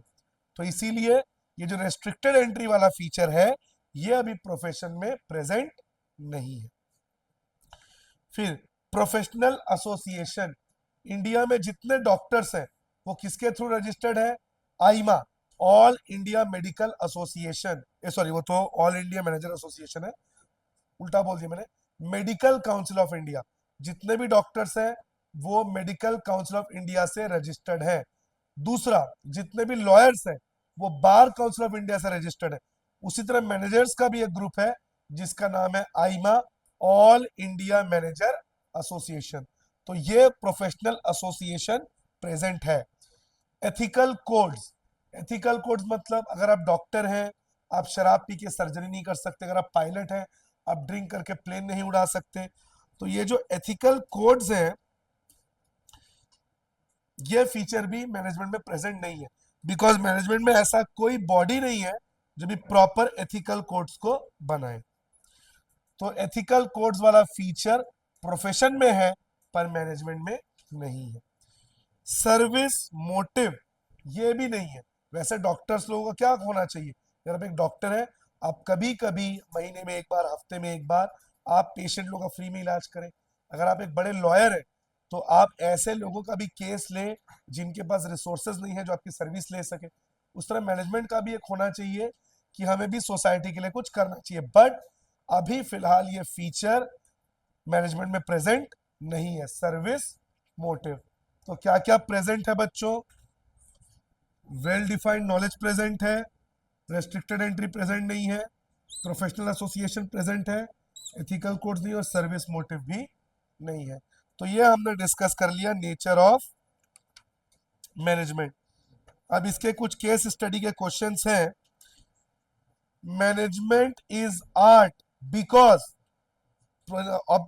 Option universal validity, universal application, used differently by different managers, professional association, used differently by different managers। why, मैंने बोला था एक फीचर है आर्ट में पर्सनलाइज्ड एप्लीकेशन, सीखता हर कोई है पर इस्तेमाल करने का तरीका सबका अलग अलग है, इसी को आर्ट कहते हैं। तो ये कौन सा फीचर होगा, different principles are used differently. अगला, the topper group is looking to make a foray into manufacturing of semiconductor। foray मतलब घुसना। एक ऐसी कंपनी है जो सेमीकंडक्टर बनाने के लिए घुस रही है, घुसना चाह रही है उस फील्ड में और वो बिजनेस ओपन करना चाह रही है। Company has already pivoted into number of new projects. Company और भी कई बिजनेस कर रही है, इलेक्ट्रॉनिक्स, 5G नेटवर्क, सेमीकंडक्टर, मतलब सेमीकंडक्टर के अलावा वो और भी बिजनेस कर रही है। विच इकोनॉमिक ऑब्जेक्टिव, बताइए बच्चों कितने इकोनॉमिक ऑब्जेक्टिव्स बताए थे मैंने, सर्वाइवल, प्रॉफिट, ग्रोथ। ये क्या है, ग्रोथ, कि कंपनी अपने आप को एक्सपेंड कर रही है, अपने बिजनेस को बढ़ाना चाह रही है, क्या कहलाएगा ये, growth.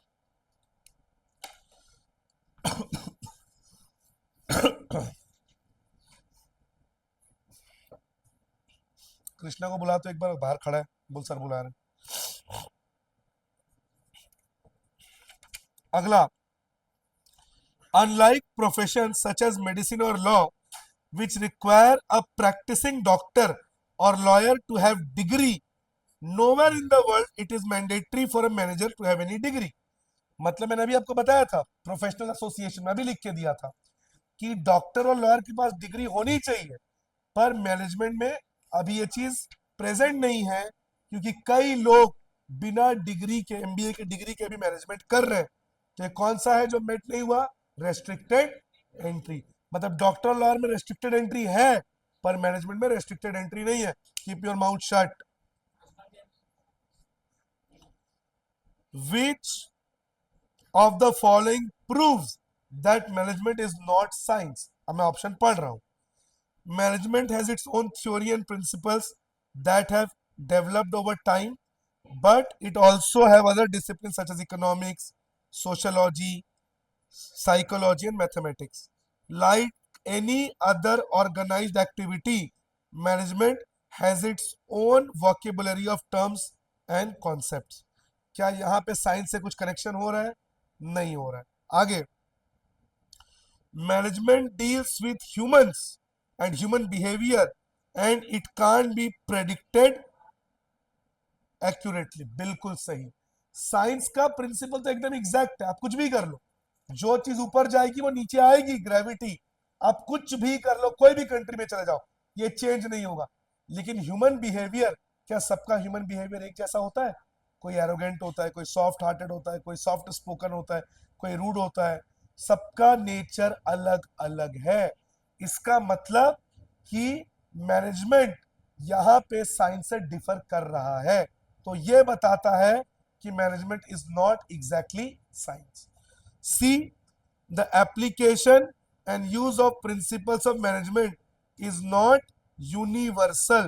They have to be modified according to a given situation. ये भी, आप मैनेजमेंट के प्रिंसिपल्स को मॉडिफाई कर सकते हो, पर साइंस के प्रिंसिपल को मॉडिफाई आप इंडिया में जैसा एडवर्टाइज कर रहे हो अमेरिका में नहीं कर सकते। आप चेंज कर सकते, बट साइंस आप इंडिया में जो ग्रेविटी पढ़ाओगे जर्मनी में भी वही पढ़ाना पड़ेगा। तो इसका ऑप्शन होगा both B and C. Pause करना। अगला है, one of the organisational objectives of management is growth of a business. अब ये किससे रिलेटेड नहीं है, मतलब अभी जो मैं ऑप्शंस दूंगा इसमें से कौन सा ग्रोथ से रिलेटेड नहीं है? पहला, सेल्स वॉल्यूम, ये तो है, कोई भी बिजनेस चाहेगा उसका सेल्स समय के साथ बढ़े, तो ये तो होगा। नंबर ऑफ एम्प्लॉय, ये भी होगा, आदमी चाहेगा आज मेरे पास जो वर्कर है कल उससे ज्यादा हो। नंबर ऑफ प्रोडक्ट्स, ये भी होगा, आज वो चाह रहे हैं मैं 2 प्रोडक्ट बना रहा हूं कल को 4 बनाऊं। नंबर ऑफ क्रेडिटर, यही होगा। कोई भी बिजनेस नहीं चाहेगा कि उसका उधारी बढ़े, तो उधारी बढ़ना बिजनेस के ग्रोथ से रिलेटेड नहीं है। तो क्या आंसर होगा? Number of creditor. आगे, Ramamurthy, a professor of management, conducted a class on management principles and explained to his students the significance of management principles. In the next class, professor asked his students to play roles of different managers. अपने students को उसने सिखाया management के principles, और अपने student से कहा भी कि वो अलग अलग रोल्स को प्ले करें, और उन्होंने उनको अलग अलग सिचुएशन दे दिया कि समझ के चलो वर्कर्स स्ट्राइक कर रहे हैं, हड़ताल कर रहे हैं, आप अगर मैनेजर हो आप क्या करोगे?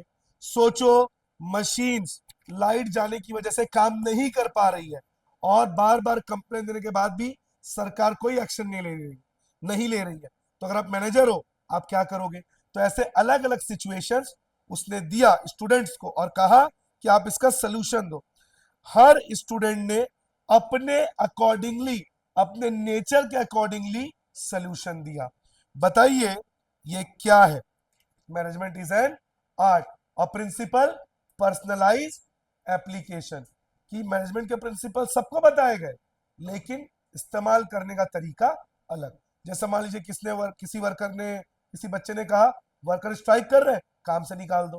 किसी दूसरे ने बच्चे ने कहा वर्कर स्ट्राइक क्यों कर रहे हैं, उनसे बातचीत करिए, बातचीत करके प्रॉब्लम को सॉल्व करिए और उनकी सैलरी बढ़ा दीजिए। किसी तीसरे स्टूडेंट ने कहा और सबको काम से निकाल दो और इनके नाम पे ब्लैक सर्टिफिकेट बनवा दो कि इनको और भी कहीं काम ना मिले, और नए एम्प्लॉयज को काम पे रखो। तो देखो तीनों अलग अलग बच्चों ने तीनों अलग अलग सजेशन दिया। इसी को कहते हैं management is an art, personalised application. अगला, management gives a common direction to the individual effort in achieving the overall goal. Overall goal, पूरे कंपनी का गोल क्या कहलाएगा? ये ग्रुप गोल।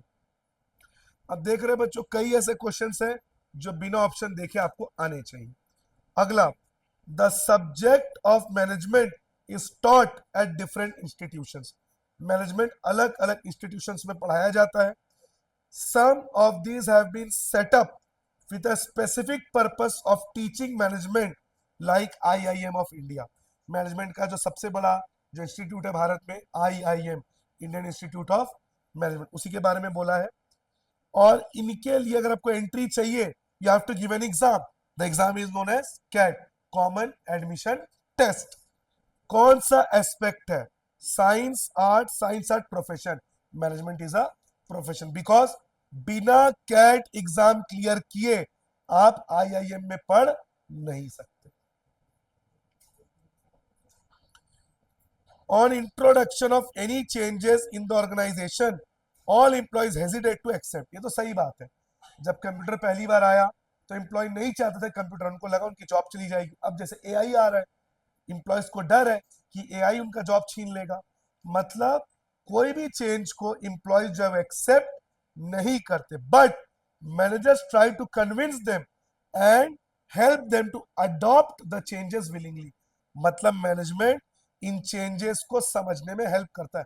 डायनेमिक बताया था मैंने, समाज बदलेगा, चीजें बदलेंगी और मैनेजमेंट आपको इन चेंजेस को समझने में हेल्प करेगा। डायनेमिक। अगला, अगर आपको लॉयर बनना है, जैसा मैंने आपको बताया भी था, आपको बार काउंसिल ऑफ इंडिया में रजिस्टर करना होगा। क्या है ये? Professional association. डॉक्टर है, medical council of India.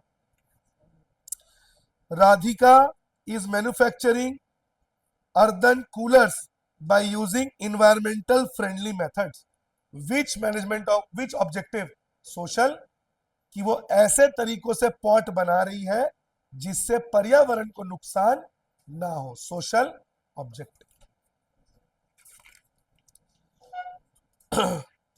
Ankita has started a new business of providing organic vegetables and fruits. Organic vegetables वो होते हैं जिसमें केमिकल का इस्तेमाल नहीं होता, ये हेल्थ के लिए बहुत अच्छा होता है। कौन सा ऑब्जेक्टिव है? Social objective. और मार्केट में उसके कॉम्पिटिटर भी नहीं है, but still she is trying to give her goods at minimum price so that people of limited income could afford her fruits. इसका मतलब बहुत सस्ते में वो प्रोवाइड करे, मार्केट में कंपटीशन भी नहीं है, फिर भी वो सस्ते में दे रही है ताकि गरीब लोग भी उसका प्रोडक्ट खरीद सके। ये भी कौन सा ऑब्जेक्टिव? सोशल, कि आप समाज के गरीब लोगों के बारे में भी सोच रहे हो। और कौन सा ऑब्जेक्टिव? यहां पे बोला 2 ऑब्जेक्टिव, बताओ। 3 ऑब्जेक्टिव होते हैं, सोशल, पर्सनल और ऑर्गेनाइजेशनल। पर्सनल तो होगा नहीं कि किसी वर्कर के बारे में बात नहीं हुई है, तो क्या होगा? Organisational and social. प्रॉफिट कमाने के बारे में सोच तो रही है ना। Every businessman want their children to do MBA and then join business. This is related to management is science. कैसे साइंस का लेना देना है? आर्ट, आर्ट का लेना देना है। Profession, yes.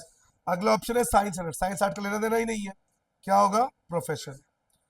अगला, रुचिका चॉकलेट और बिस्किट बना रही है, इन्वायरमेंटल फ्रेंडली मेथड। कौन सा ऑब्जेक्टिव? Social objective. जैसे मैनेजमेंट का अपना टर्म्स और कॉन्सेप्ट होता है, वैसे ही साइंस का भी अपना टर्म्स और कॉन्सेप्ट होता है। क्या कहेंगे इसको? Systematic body of knowledge. Alphonso limited is achieving all its objectives in an effective and efficient manner. It is earning enough revenue, बहुत पैसा कमा रही है, to cover its cost and risk, मतलब खर्चा भी पूरा हो जा रहा है और अच्छा खासा मुनाफा भी कमा रही है। Now company wants to increase the sales, the capital, the number of employee and number of products. क्या होगा ये? ग्रोथ। एम्प्लॉय भी बढ़ेगा, प्रॉफिट भी बढ़ेगा, बिजनेस में पैसा भी बढ़ाएंगे, मतलब वो बिजनेस को आगे बढ़ाना चाह रही है। क्या कहलाएगा ये? ग्रोथ। अब जो अलग type, the management of a bag company has recently change. एक बैग कंपनी का मैनेजमेंट अभी अभी चेंज हुआ है। Due to this an improvement can be felt in the way company function. मतलब कंपनी के काम में कुछ सुधार आया है, मतलब मैनेजमेंट बदलने से कंपनी के काम में कुछ सुधार आया है। Now targets are met according to plans but earlier deadlines were never given importance. मतलब पहले काम कभी 1 हफ्ते में पूरा हो रहा है, कभी 1 महीना लग जा रहा है, लेकिन अब मैनेजमेंट बदलने के बाद काम को डेडलाइन, मतलब जो टाइम दिया गया उसी टाइम में पूरा किया जा रहा है। क्या कहलाएगा ये? बिना ऑप्शन देखे बताओ। इंटेंजिबल। मैनेजमेंट दिखाई नहीं देगा, नए एम्प्लॉय जरूर आए हैं, वो तो दिख रहा है, लेकिन उनके काम के तरीके में बदलाव आने से काम अच्छे से हो रहा है, कस्टमर खुश है और प्रॉफिट भी आ रहा है। ध्यान से सुनने वाला line, management helps to provide good quality products, create employment opportunity, gives new technology and leads the society towards growth and development. क्या बोलेंगे इसको? डेवलपमेंट ऑफ सोसाइटी, समाज, आप समाज को नौकरी दे रहे हो, समाज को गुड क्वालिटी का सामान दे रहे हो, आप समाज को लगातार तरक्की की ओर लेके जा रहे हो, डेवलपमेंट ऑफ सोसाइटी। जब टाटा ने मुंबई में कैंसर का सबसे बड़ा अस्पताल खोला फ्री में, किसका डेवलपमेंट था ये? डेवलपमेंट ऑफ सोसाइटी, कि भारत के लोगों को कैंसर का वर्ल्ड क्लास इलाज मिले। Neeraj is the director of tulip public school, जिसके पास 2000 बच्चे हैं, 2 हेडमास्टर है, एक सीनियर क्लास और एक जूनियर क्लास।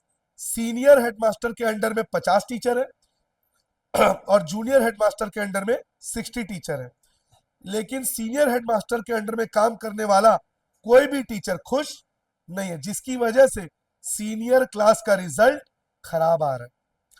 जबकि जूनियर टीचर के अंडर में जो टीचर्स काम कर रहे हैं वो बहुत खुश हैं, अपना काम अच्छे से कर रहे हैं, और जूनियर टीचर्स के खुश होने का रिजल्ट भी अच्छा आ रहा है। तो जो डायरेक्टर है can feel how nicely junior headmaster अपने काम कर रहा है। Options: goal oriented, dynamic, intangible, continuous. Intangible, क्यों? टीचर्स खुश हैं, रिजल्ट अच्छा है। मैंने क्या बोला था? मैनेजमेंट दिखाई नहीं देगा बट उसका रिजल्ट समझ में आता है। टीचर्स खुश हैं, रिजल्ट अच्छा आ रहा है, मतलब मैनेजमेंट इज गुड। इंटेंजिबल। जीपो एक रिटेल चेन है। रिटेल चेन मतलब जो लोगों को डोर टू डोर सर्विस देता है, मतलब आपके घरों में आपका राशन लेकर आता है। एक्चुअल में ऐसी कंपनी जिसका नाम है जेप्टो, यहाँ पे उसको नाम चेंज कर दिया कॉपीराइट के लिए, जीपो कर दिया। और इसका काम है सेल्स को बढ़ाना। एली जो एक एजुकेशनल ऑर्गेनाइजेशन है, वो समाज के गरीब बच्चों को एजुकेट करना चाहती है। दोनों ऑर्गेनाइजेशंस अपने एम्प्लॉय को एफर्ट को यूनाइट करना चाहते हैं ताकि गोल्स को अचीव किया जा सके। ये कौन सा फीचर है? Goal oriented. पॉज कर थोड़ा। हेमा अपनी कंपनी की सबसे सक्सेसफुल मैनेजर है। Kobe limited uses her creativity and initiative in handling situation, मतलब कोबे लिमिटेड अपने दिमाग का इस्तेमाल कर रहा है जो भी प्रॉब्लम्स आ रहा है उसको सॉल्व करने में। The knowledge gained by her during her student days at a renowned management institute, जब वो स्टूडेंट थी तब एक्सपीरियंस के लिए उसने एक बहुत बड़ी मैनेजमेंट ग्रुप में एज एन अप्रेंटिस काम किया था, और उस दौरान उसने जो एक्सपीरियंस गेन किया आज उसी को वो यूज कर रही है। मतलब हेमा कोबे लिमिटेड में काम कर रही है और अपने इंटेलेक्ट, अपने ब्रेन, अपने दिमाग का इस्तेमाल करके सारे चैलेंजेस को सॉल्व कर रही है।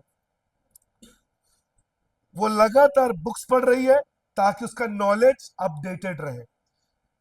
An aspect of nature of management is highlighted in the above description. Identify the aspect. अब बताइए बच्चों, वो अपने आप को अपडेटेड रख रही है, लगातार अपने एक्सपीरियंस को यूज करके प्रॉब्लम्स को सॉल्व करें। हमने क्या पढ़ा था मैनेजमेंट का nature? Management is science, management is art, management is profession. तो मुझे यहाँ पे लग रहा है कि यहाँ पे प्रोफेशन होगा, बिकॉज एज प्रोफेशन वो एक इंस्टीट्यूट गई, वहां पे उसने नॉलेज गेन किया और आज उसको यूटिलाइज। और आर्ट भी होगा। आर्ट क्यों? अपने दिमाग का इस्तेमाल करके वो चैलेंजेस को सॉल्व कर रही है। अब बहुत सारे मैनेजर्स होते हैं जो पैनिक कर जाते हैं, डर जाते हैं, लेकिन ये प्रॉब्लमेटिक सिचुएशंस में बहुत कामली, बहुत सूदिंगली अपने दिमाग का इस्तेमाल करके प्रॉब्लम्स को सॉल्व कर रही है। इसका मतलब management is an art, personalised application. Identify any 3 features of the aspect, जो मैंने अभी आपको बताया। इसका आंसर बताना क्या है, बुक देख के।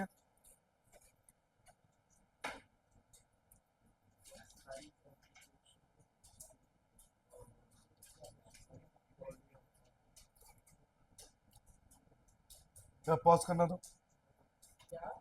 जैसे मैंने आपको बताया वो अपने दिमाग का इस्तेमाल कर रही है, यानी मैनेजमेंट इज एन आर्ट। अब उसके 3 फीचर्स बताइए। Well defined body of knowledge, personalised application और प्रैक्टिस एंड क्रिएटिविटी। अगला, management of Alpha Limited has installed a special recycling plant to recycle the waste instead of dumping the waste in ground. मतलब ground में dump करने के बजाय उसको recycle कर दिया. It is also providing employment opportunity to local resident. ऐसा करने से पास के लोगों को नौकरी भी मिल रहा है. And the company also started a school for the nearby children of their employees. बताइए कौन से ऑब्जेक्टिव्स पूरे हो रहे हैं.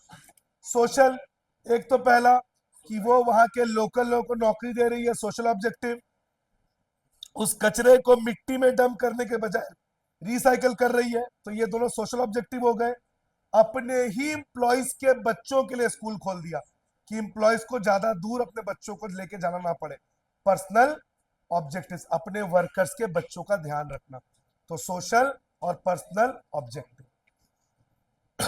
Sonu Nigam, the famous playback singer, always gives time for practice and gives creativity. मतलब इतने बड़े सिंगर होने के बाद भी वो लगातार प्रैक्टिस करते हैं ताकि अपनी आवाज को और निखार सके. Like Sonu Nigam, Rajiv, the manager of Headline Limited, uses his creativity and practice management principles under different situations to manage the business. मतलब ये भी अपने आप को अलग अलग सिचुएशन देता है ताकि ये भी उसका एक्सपीरियंस लेकर अपने बिजनेस में उसको यूज कर सके. Employees are happy and satisfied as he every day reward employees for their punctuality and efficiency. मतलब ये अपने एम्प्लॉयज को अपनी फैमिली की तरह ट्रीट कर रहा है, उनके काम को समझ रहा है और उनके अच्छे काम के लिए उनको रिवॉर्ड भी दे रहा है. मतलब ऐसा मैनेजर जो अपना ही कोई तरीका लगा रहा है बिजनेस को अच्छे से चलाने के लिए. क्या होगा ये? Management is an art. और बाकी दो और फीचर्स क्या होते हैं बच्चों? साइंस और प्रोफेशन. यहां पे बच्चों ध्यान दो, आर्ट का फीचर नहीं पूछा. आर्ट के अलावा और कौन से दो एस्पेक्ट होते हैं? साइंस और profession. A group of people believes that management. और बच्चों इससे भी तो समझ में आ गया था आंसर ना कि सोनू निगम प्रैक्टिस कर रहा है, और प्रैक्टिस और क्रिएटिविटी किसमें आता है बच्चों? आर्ट में. A group of people believes that management is a systematic body of knowledge and is based on logical observation. कौन सा नेचर है ये? साइंस. जैसे साइंस में सिस्टमैटिक नॉलेज है, मैनेजमेंट में भी सिस्टमैटिक नॉलेज है. The manager of Alpha Limited is very efficient and effective and makes sure all the employees and workers in his team perform the task on time with minimum cost. Time से भी काम पूरा हो, कम से कम cost हो. Effective and efficient. आगे उसका main focus है कॉस्ट कटिंग पे, लेकिन वो वर्कर्स के डिमांड को कभी नहीं सुनता. वर्कर्स बोल रहे प्लीज इंक्रीज अवर वेजेस, हमारी तनख्वाह बढ़ाइए, और उसका ध्यान सिर्फ कॉस्ट कटिंग में. तो उसने वर्कर के सैलरी को कभी भी नहीं बढ़ाया. He even gives no opportunity to worker for promotion. ना वो वर्कर को कोई प्रमोशन दे रहा है. As a result workers have become frustrated and disheartened. Workers नाखुश है और बहुत हताश है. Which objective of management could not be achieved? Personal objective. अपने वर्कर्स का उसने ध्यान नहीं रखा. इसका मतलब वो पर्सनल ऑब्जेक्टिव को फुलफिल नहीं कर पाया. बाकी दो ऑब्जेक्टिव्स कौन से होते हैं? ऑर्गेनाइजेशनल यानी इकोनॉमिक और social. ABC limited is running a chain of fast food restaurant. Bharat में फास्ट फूड का रेस्टोरेंट चला रही है. बिजनेस लगातार फ्लरिश कर रही है, आगे बढ़ रही है. But over the last 2 years they observe that the profit is declining. Profit लगातार नीचे जा रहा है. And management observe that with the entry of new fast food chain, नए फास्ट फूड चेन के आने से लोग शिफ्ट हो गए. मतलब लोग इनकी दुकानों में आना बंद करके किसी, जैसे साउथ इंडस्ट्री के आने के बाद लोग बॉलीवुड को छोड़ के साउथ में शिफ्ट हो गए, वैसे ही. तो मैनेजमेंट ने डिसाइड किया वो अपने मेन्यू में नया फूड आइटम्स को ऐड करेगी. तो उसने अपने एम्प्लॉयज को ट्रेनिंग के लिए अब्रॉड, फॉरेन भेजा कि जाओ फॉरेन से काम सीख कर आओ. और फॉरेन से मशीनरी भी मंगवा दी, नई नई लेटेस्ट मशीनरी. ताकि खाने की क्वालिटी अच्छी हो। कंपनी ने यह भी डिसाइड किया कि कस्टमर को फ्रेश फूड दिया जाएगा और जो बचा खाना है उसको स्लम में, गांव में, झोपड़ी में जाके बांट दिया जाएगा। प्रॉफिट को बढ़ाने के लिए सुपरवाइजर ने देखा कि वेस्टेज ना हो रिसोर्सेस का। तो बताइए मैनेजमेंट के 3 इंपॉर्टेंस। मैंने मैनेजमेंट का इंपॉर्टेंस बताया था ना, अचीविंग ग्रुप गोल्स, दूसरा एफिशिएंसी, तीसरा डायनेमिक और एक ग्रुप गोल्स। तो यहां पे सबसे पहला डायनेमिक। क्यों डायनेमिक?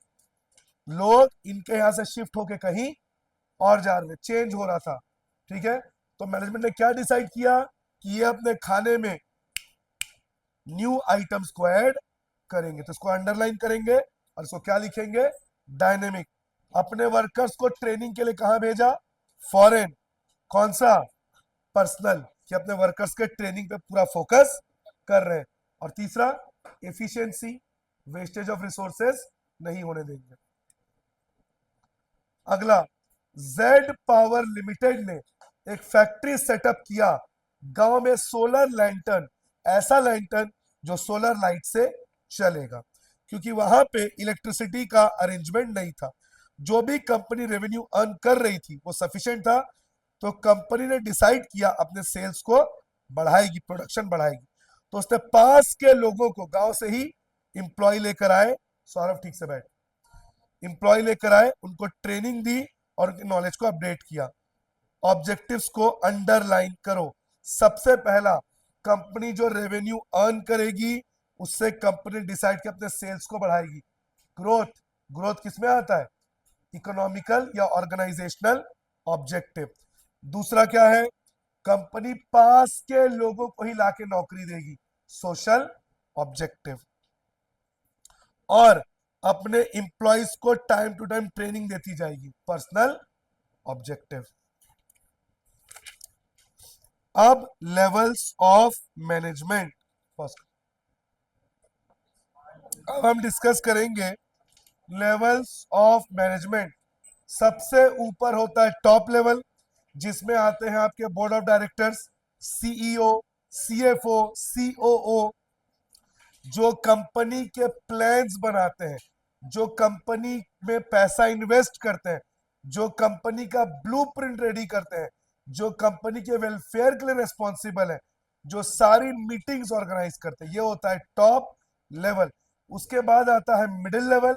मिडिल लेवल में सब एचओडीज होता है, head of department, purchase department का हेड, सेल्स डिपार्टमेंट का हेड, जो टॉप मैनेजमेंट के बनाए प्लान्स को एग्जीक्यूट करता है, इंप्लीमेंट करता है। जैसे टॉप मैनेजमेंट ने डिसाइड किया इस बार हम अपने यहाँ 10,000 लोगों को जॉब देंगे, तो जो रिक्रूटमेंट डिपार्टमेंट का एचओडी है वो वैकेंसी निकालेगा, पेपर में ऐड देगा और उस पॉलिसी को इंप्लीमेंट करेगा कि कंपनी के सीईओ ने डिसाइड किया है कि इतने लोगों को एम्प्लॉयमेंट देना है। थर्ड में आता है आपका सुपरवाइजरी लेवल या फिर ऑपरेशनल लेवल, जिसमें फैक्ट्री में या ग्राउंड लेवल पे काम करने वाले वर्कर्स होते हैं, जो सुपरवाइजर के अंडर में काम करते हैं। तो टॉप लेवल का पहला काम कंपनी के सभी डिपार्टमेंट्स को इंस्ट्रक्शन देना, कंपनी के लिए पॉलिसीज बनाना, कंपनी में पैसा इन्वेस्ट करना, liaison with the outside world, government से मीटिंग करना और कंपनी के गोल्स सेट करना। मिडिल लेवल, जो टॉप लेवल ने प्लान्स बनाए हैं उसको एग्जीक्यूट करना। हर डिपार्टमेंट को ये देखना कि हर डिपार्टमेंट के पास सफिशिएंट नंबर ऑफ वर्कर्स हैं, अपने एम्प्लॉयज को काम देना, एम्प्लॉयज को मोटिवेटेड रखना और अपने अंडर में जो वर्कर्स हैं उनके काम को मॉनिटर करना। ये किसका काम है? Middle level.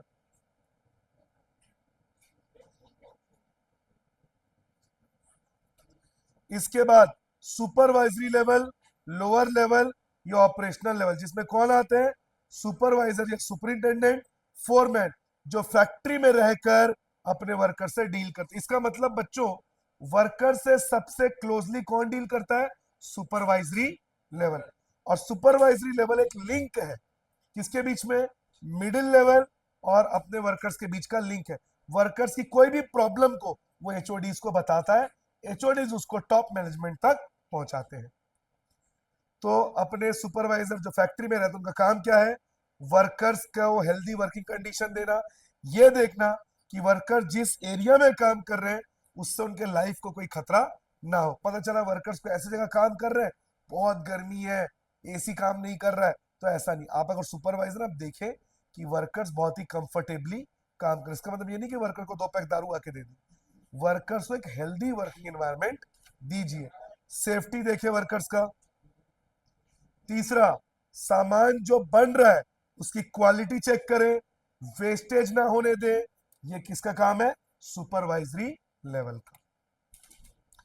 अब फंक्शंस ऑफ मैनेजमेंट जो मैंने आपको पहले ही बता दिया था, planning, what to do, when to do, how to do, क्या करना है, कैसे करना है और कब करना। बिना प्लानिंग के आप कुछ नहीं कर सकते। आपका अभी लॉस हुआ है 5,000 का, आप चाहते हैं आपका अगले साल प्रॉफिट हो 50,000 का, ये जो गैप है इसको ब्रिज कौन करेगा, planning. Planning helps you to reach what where you want to reach. Organising, सारे प्लानिंग को जो आपने किया उसके लिए रॉ मटेरियल्स, वर्कर्स, उसको अरेंज करना। स्टाफिंग, वर्कर्स को रिक्रूट करना, उनको प्रॉपरली सैलरी देना, उनको ट्रेनिंग देना, प्रमोशन देना। डायरेक्टिंग, वर्कर्स को इंस्ट्रक्शन देना, एज अ लीडर मोटिवेटर को गाइड करना कि उन्हें काम कैसे किस तरह से परफॉर्म करना है। और कंट्रोलिंग, वर्कर्स को कंट्रोल में रखना, वरना वर्कर डिसिप्लिन नहीं रहेंगे, अपने काम को ठीक से नहीं लेंगे।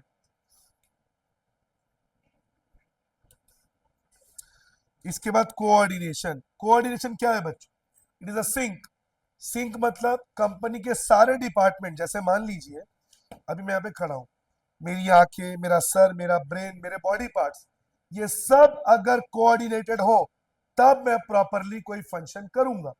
अगर मान लीजिए फॉर एग्जांपल मेंटली अगर मैं अनस्टेबल हूं, मतलब मेरे दिमाग में कुछ प्रॉब्लम है, तो मान लीजिए मेरे ब्रेन ने मुझे कहा कि इस डस्टर को उठाओ, लेकिन मैं इस डस्टर को उठा के सामने वाले को फेंक के मार दूंगा। क्यों, मेरे ब्रेन में और मेरे बॉडी मसल्स में कोऑर्डिनेशन नहीं है। ठीक उसी तरह एक डांस परफॉर्मेंस अगर हो रहा है, उसमें अगर ता ता थई है और सभी को एक जगह पे हाथ करना है, लेकिन 5 लोगों ने हाथ इधर किया, 6 बंदे ने हाथ इधर किया, मतलब मिसमैच हो गया, कोऑर्डिनेशन फेल हो गया, पूरे डांस परफॉर्मेंस की ऐसी तैसी हो गई। तो एक कंपनी में जहां पे हजारों लाखों वर्कर्स काम कर रहे हैं, कंपनी के वर्कर्स, कंपनी के मैनेजर्स, इन सभी को एक सिंक में, एक डायरेक्शन में मिल के ऑर्गेनाइज होके काम करना है, ताकि कंपनी लगातार सरवाइव करे और प्रॉफिट अर्न करे। तो कोऑर्डिनेशन प्लानिंग से चालू होता है। टॉप मैनेजमेंट को समझना पड़ेगा कि वर्कर्स उनके हिसाब से चले, जो प्लान उन्होंने बनाया है उस प्लान को वर्कर्स प्रॉपरली फॉलो करें, स्टाफ को उसी हिसाब से लिया जाएगा। अब मान लो कंपनी ने बोला मुझे ऐसा स्टाफ चाहिए जिसको कंप्यूटर का नॉलेज हो प्रॉपर, लेकिन जो एचओडी है उसने ऐसे वर्कर्स को रख दिया जिसको कंप्यूटर आता ही नहीं, और कंपनी ने लाखों के कंप्यूटर्स इंस्टॉल किए ताकि वर्कर से काम दिलवाए, लेकिन वर्कर्स को ऐसे रख दिए जिनको कंप्यूटर आता ही नहीं। तो इस कम्युनिकेशन फेलियर की वजह से पूरा कंपनी का प्रॉब्लम आ जाएगा। तो कोऑर्डिनेशन होना चाहिए। स्टाफ को वैसी आपको रिक्रूट करना पड़ेगा, उनको इंस्ट्रक्शंस देने पड़ेंगे उन्हें काम कैसे करना है, और ये भी ध्यान रखना पड़ेगा कि आपके प्लान में कोई फेलियर ना हो। हर लेवल पे कोऑर्डिनेशन चाहिए, टॉप लेवल, मिडिल लेवल और लोअर लेवल। बोर्ड मीटिंग में 4 सीईओ बैठे हैं, 3 सीईओ एक बात पे हाँ कर रहे हैं, चौथा सीईओ मना कर रहा है, तो क्या वो कंपनी अच्छे से काम करेगी, नहीं।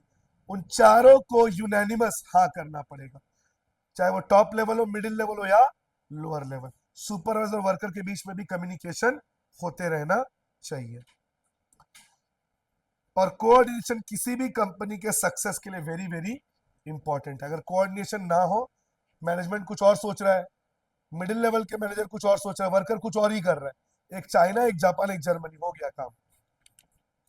मेन फीचर्स, कोऑर्डिनेशन का मेन काम है पूरे ग्रुप को एक डायरेक्शन में लेकर चलना।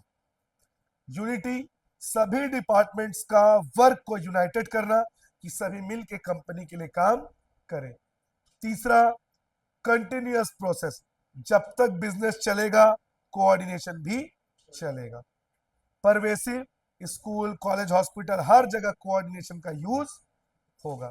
Coordination is responsibility of all managers, top level हो, मिडिल लेवल हो, लोअर लेवल हो, हर किसी को कोऑर्डिनेशन करना पड़ेगा।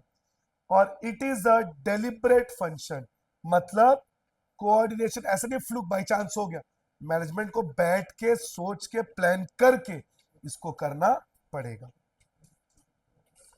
तो क्या क्या फीचर्स है? Integration of group efforts, unity of efforts, continuous process, pervasive, responsibility of all and deliberate function. Coordination की जरूरत क्यों है? Why you need coordination? Growth, अगर बात नहीं, आपकी कंपनी को ग्रो करना है, एक्सपेंड करना है, तो मैनेजमेंट और वर्कर्स के बीच में कोऑर्डिनेशन होना चाहिए, वरना मैनेजमेंट जो सोचेगा वर्कर वो करेगा ही नहीं। दूसरा, फंक्शनल डिफरेंशिएशन, एक कंपनी में बच्चों अलग अलग डिपार्टमेंट होता है, sales department, purchase department, advertising department, सबके बीच में कोऑर्डिनेशन होना चाहिए। अब जैसे मान लो मार्केटिंग डिपार्टमेंट ने बोला इस बार एडवर्टाइजिंग के लिए हमको ज्यादा बजट चाहिए, सेल्स डिपार्टमेंट ने बोला रुको मैं आके बात करूंगा, तो बहुत देर तक नहीं थे, रुको ही बैठो। सेल्स डिपार्टमेंट ने बोला कि यार मार्केटिंग में खर्चा करने से अच्छा अपन एक काम करते हैं, जो डिस्काउंट है उसको बढ़ा देते हैं, सेल्स बढ़ जाएगा। परचेज डिपार्टमेंट बोल रहा है यार एक काम करते हैं, तुम सब अपना डिस्काउंट छोड़ो, सामान बहुत अच्छी क्वालिटी का लाते हैं, हमारा सामान अपने आप बिकेगा, ना एडवर्टाइज करना पड़ेगा ना डिस्काउंट देना पड़ेगा। तीनों अलग अलग सोच रहे हैं। एक अच्छा मैनेजर क्या करेगा? इन तीनों को कोऑर्डिनेट करके काम करेगा कि भैया सामान भी अच्छा ले लेंगे, थोड़ा सा एडवर्टाइज भी कर देंगे और पब्लिक को थोड़ा सा डिस्काउंट भी दे देंगे, ताकि हर डिपार्टमेंट खुश रहे। इसको क्या बोलेंगे? Functional differentiation. एक कंपनी के अलग अलग डिपार्टमेंट होते हैं, उसी को कहते हैं फंक्शनल डिफरेंशिएशन। और स्पेशलाइजेशन, बड़ी बड़ी कंपनीज में जो वर्कर्स होते हैं उनको एक ही काम सालों साल करवाया जाता है। अगर कोई रिसेप्शन में बैठा कई साल बैठेगा, अगर कोई फैक्ट्री में है तो कई साल बैठेगा, अगर वो वायरिंग कर तो वो वायरिंग ही करेगा, ताकि एक ही काम को करते करते करते उस काम में वो क्या हो जाए? स्पेशलाइज्ड हो जाए। अब कुछ केस स्टडीज करेंगे, फिर इस वीडियो को ओवर करेंगे। लेसन पॉज करना। हाँ, लेसन कंप्लीट हो गया है बच्चों। अब एक्सरसाइज के कुछ केस स्टडीज हम करेंगे। ठीक है, स्टार्ट कर रहा हूं मैं। Which of the following is not a designation related to top level? Designation मतलब पोस्ट जो टॉप मैनेजमेंट से जुड़ा हुआ नहीं है। प्रेसिडेंट तो जुड़ा हुआ है, वाइस प्रेसिडेंट ये भी जुड़ा हुआ है, डायरेक्टर ये भी जुड़ा हुआ है, प्रोडक्शन हेड ये किससे जुड़ा होगा? मिडिल लेवल, तो प्रोडक्शन हेड। बात नहीं। Which level of management is responsible for quality and quantity? Supervisory. मैंने बोला था जो सामान बन रहा है फैक्ट्री में उसको चेक कौन करता है? Supervisory level. Which of the following is not a function of middle level management? Motivating people in the department ये तो है, ensuring that the department has necessary personnel ये भी है, interpreting the policies framed by top management ये भी है, analysing the business environment for the survival ये नहीं है। बिजनेस को एनालाइज करना ये किसका ड्यूटी है? Top management. अगला, the function of management related to grouping of activity. बिना देखे बता दो। ग्रुपिंग ऑफ एक्टिविटी मतलब ऑर्गेनाइजिंग, वर्कर्स को लीड करना, इन्फ्लुएंस करना, मोटिवेट करना। क्या कौन सा फंक्शन है? Directing. A manager has to see concisely, सोच समझ के, that even where members of a department willingly cooperate, coordination gives direction to the willing spirit. Willing मतलब अपनी मर्जी से सोच समझ के, coordination is a deliberate function. Silco limited ने अपॉइंट किया श्री शक्ति लिमिटेड के फॉर्मर वर्कर को, मतलब अपने कंपटीटर के फॉर्मर वर्कर को, पुराने वर्कर को सिल्को लिमिटेड ने as a vice president appoint किया, उसका काम क्या होगा? To carry out plans formulated by top manager, नहीं, ये तो खुद ही टॉप मैनेजर है, वाइस प्रेसिडेंट। टू ओवर, बात मत करो, to oversee the efforts of the workforce, अपने वर्कर को देखना, ये तो किसका काम है? Supervisory level. Quality of output, ये भी किसका काम है? Supervisory. To integrate diverse elements and coordinate activities of different department, यही उसका काम है, टॉप मैनेजमेंट। अनुज तो बात करने मना कर रहा हूं, चपर चपर क्यों कर रहा है? भूमंगर। Ashutosh Goenka was working in X limited, जो वाटर प्यूरिफायर बनाती है। उसने देखा लास्ट 6 मंथ से प्रॉफिट्स कम हो रहे हैं और प्रॉफिट का सर्वाइवल के लिए बहुत इंपॉर्टेंट है, तो उसने बिजनेस को एनालाइज किया और कुछ डिसीजंस लिए। कौन सा management? Top management. Lay down the foundation for carrying out other functions. कौन सा फंक्शन है? 5 फंक्शन है, planning, organising, staffing, control, directing, controlling, 5। तो प्लान्स को लेआउट करना, मतलब ये क्या है? प्लानिंग। अगला, the force that binds all other functions, वो फोर्स जो बाकी सभी फंक्शंस के लिए रिस्पॉन्सिबल है, कोऑर्डिनेशन। क्या कहलाएगा वो? कोऑर्डिनेशन। अगला, टॉप लेवल और फर्स्ट लाइन मैनेजर, यानी फर्स्ट लाइन किसके अंडर होता है? Supervisory level. तो टॉप लेवल और सुपरवाइजरी लेवल का लिंक कौन है? Middle level. Placing right person at the right job, क्या कहलाएगा? स्टाफिंग, सही आदमी को सही काम देना। Which function ensures work should be accomplished as per plan? Controlling, ये देखना कि काम सही से हो, वर्कर छुट्टी ना करे ऐसे। प्लानिंग का मतलब क्या है? Duty, recruitment, placement, decision making. Decision making.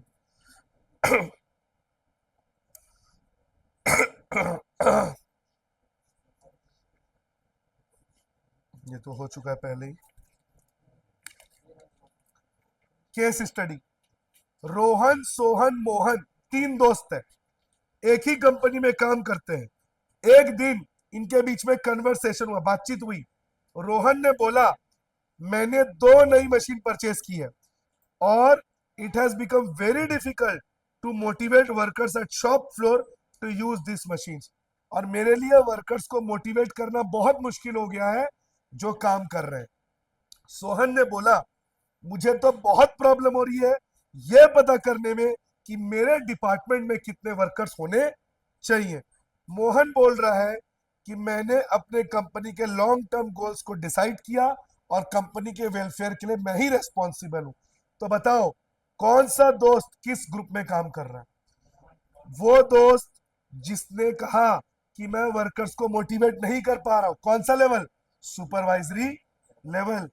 वो वर्कर जिसने कहा, सोहन ने, कि मैं पता नहीं कर पा रहा हूं मेरे पास मेरे डिपार्टमेंट में कितने वर्कर्स होने चाहिए। डिपार्टमेंट किससे जुड़ा हुआ है? Middle level. और मोहन जिसने बोला कंपनी के वेलफेयर के लिए मैं ही जिम्मेदार हूं, कौन सा लेवल? Top level. सभी के 2-2 फंक्शन। टॉप लेवल का 2 फंक्शन, वेलफेयर के लिए responsible, liaison with the outside world, government से मीट करना, कंपनी में इन्वेस्ट करना, पैसा लगाना, ये सब। Middle level, to execute the plans made by top level, to act as a link between top level and supervisory. Supervisory level का 2 function, quality और क्वांटिटी चेक करना आउटपुट का, और वर्कर्स की सेफ्टी का ध्यान रखना।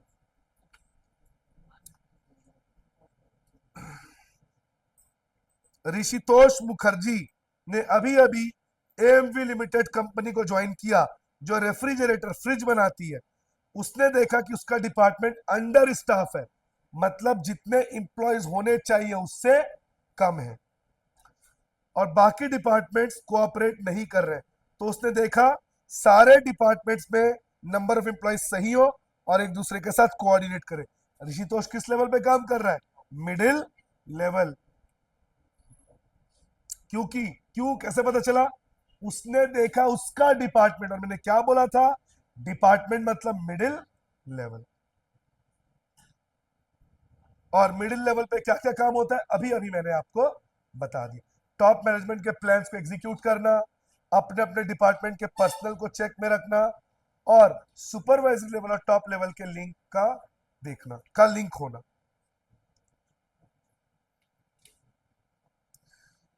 एक ऑर्गेनाइजेशन में जो सेल्स डिपार्टमेंट है वो अपने सेल्स को 20% इंक्रीज करना चाहता है, तो इसीलिए सेल्स डिपार्टमेंट ने कस्टमर को एक्स्ट्रा डिस्काउंट दिया। फाइनेंस डिपार्टमेंट ने बोला ऐसा मत करो वरना प्रॉफिट में लॉस हो जाएगा। लिक्विडिटी प्रॉब्लम, लिक्विडिटी मतलब कैश प्रॉब्लम। तो बताइए कोऑर्डिनेशन का इंपॉर्टेंस, हमने क्या बताया था? Coordination of importance, unity of efforts. यहाँ पे फाइनेंस अलग दिशा में चल रहा है, सेल्स अलग जा रहा है, तो उन दोनों को क्या करना पड़ेगा? Unite. State other two importance, और क्या इंपॉर्टेंस है? Integration of efforts, unity of efforts, और क्या होगा? It is a deliberate function.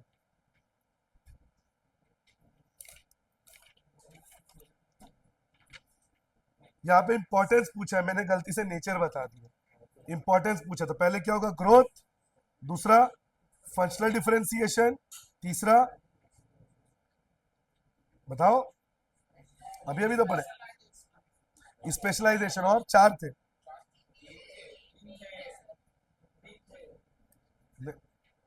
हाँ तीन ही थे, ठीक है हो जाता है कभी कभी। बस चुप, आगे। तो यहाँ पे मैं मारूंगा ना गाल लाल हो जाएगा पूरा इडियट। तो अभी जैसे यहाँ पे इंपॉर्टेंस पूछा था, तीन इंपॉर्टेंस है, ग्रोथ। अब यहाँ पे बच्चों, यहाँ पे क्या बोला कि कंपनी का लॉस हो जाता है। इंपॉर्टेंस क्या है? ग्रोथ इन साइज, स्पेशलाइजेशन और फंक्शनल डिफरेंशिएशन।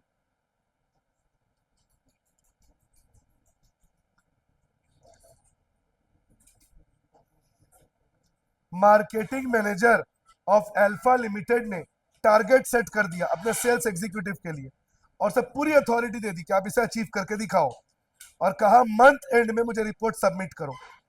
सभी ने ऐसा किया। On the receipt of report the expected and actual result were compared, and because of that future action was taken. मतलब कंपनी जो प्लान बनाया था उसको और जो हुआ उसको कंपेयर किया, और उसी से रिलेटेड फ्यूचर एक्शन लिया गया। सेल्स एग्जीक्यूटिव ने लिखा कि कस्टमर की क्या क्या डिमांड है कंपनी से।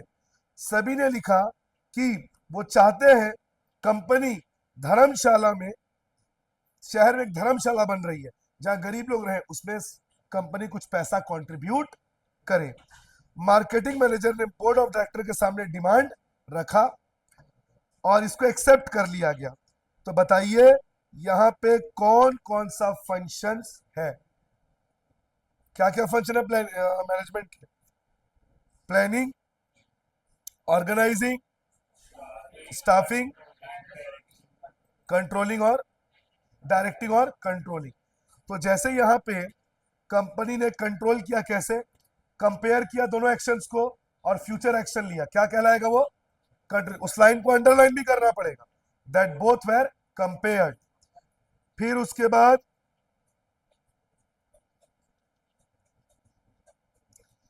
सभी कस्टमर्स ने लिख कर दिया कि हम चाहते हैं कंपनी धर्मशाला बनने में कुछ पैसा कंट्रीब्यूट करे, और इसको एक्सेप्ट कर लिया गया। किसमें आएगा ये? यहाँ पे फंक्शंस पूछा है पगले, फंक्शंस ऑफ मैनेजमेंट, उसमें सोशल नहीं है।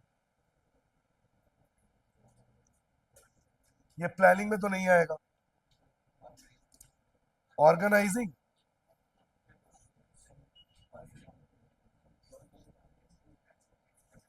एक डायरेक्टिंग तो होगा। कौन सा डायरेक्टिंग होगा? सभी इंप्लॉइज से कहा रिपोर्ट बनाओ और मंथ एंड में मुझे सबमिट करो। कौन सा फंक्शन? डायरेक्टिंग। एक ये भी हो गया, उसको अंडरलाइन भी कर देंगे अपन। दो हो गए, डायरेक्टिंग और कंट्रोलिंग। देख आंसर में कितना दिया है, देखो तू देख रचित, इन लोग के बस का नहीं है। प्लानिंग कंट्रोलिंग बोला ही था, वही है ना। स्टाफिंग तो होगा ही। क्यों स्टाफिंग इसीलिए होगा क्योंकि आप अपने वर्कर्स को सिर्फ नौकरी पे रखते नहीं हो, बल्कि टाइम टू टाइम उनके काम को मॉनिटर भी करते हो।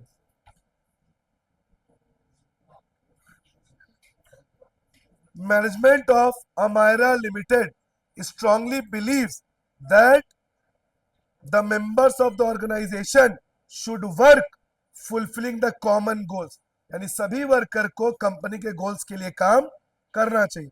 इसके लिए टीम वर्क चाहिए, सभी इंडिविजुअल्स के एफर्ट्स को इंटीग्रेट करना पड़ेगा, और this is because all departments are interconnected. Manager needs to reconcile differences, मतलब अलग अलग डिपार्टमेंट की सोच अलग होती है, कभी कभी वाद विवाद हो जाता है, कंट्रोवर्सी हो जाती है, तो मैनेजर को इसको रेक्टिफाई करना है। State the concept of management coordination, क्या होगा ये कि सभी अलग अलग बैकग्राउंड के वर्कर्स को साथ लाना, उनको साथ लेकर कंपनी के सक्सेस में मदद करना। अब फीचर्स पूछा है कोऑर्डिनेशन का, बताओ। Deliberate function, unity of efforts, integration of efforts.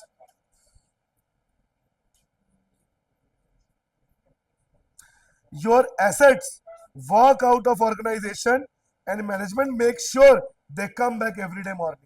शाम की छुट्टी के समय वर्कर्स घर जाते हैं और वही कंपनी के सबसे बड़े एसेट्स हैं, और अच्छा मैनेजमेंट देखेगा कि वो अगली सुबह वापस आए।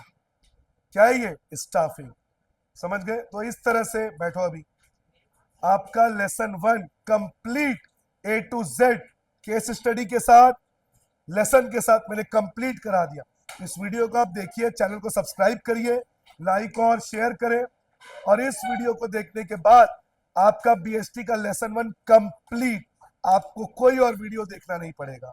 हैव अ गुड डे, मिलेंगे आपसे नेक्स्ट वीडियो।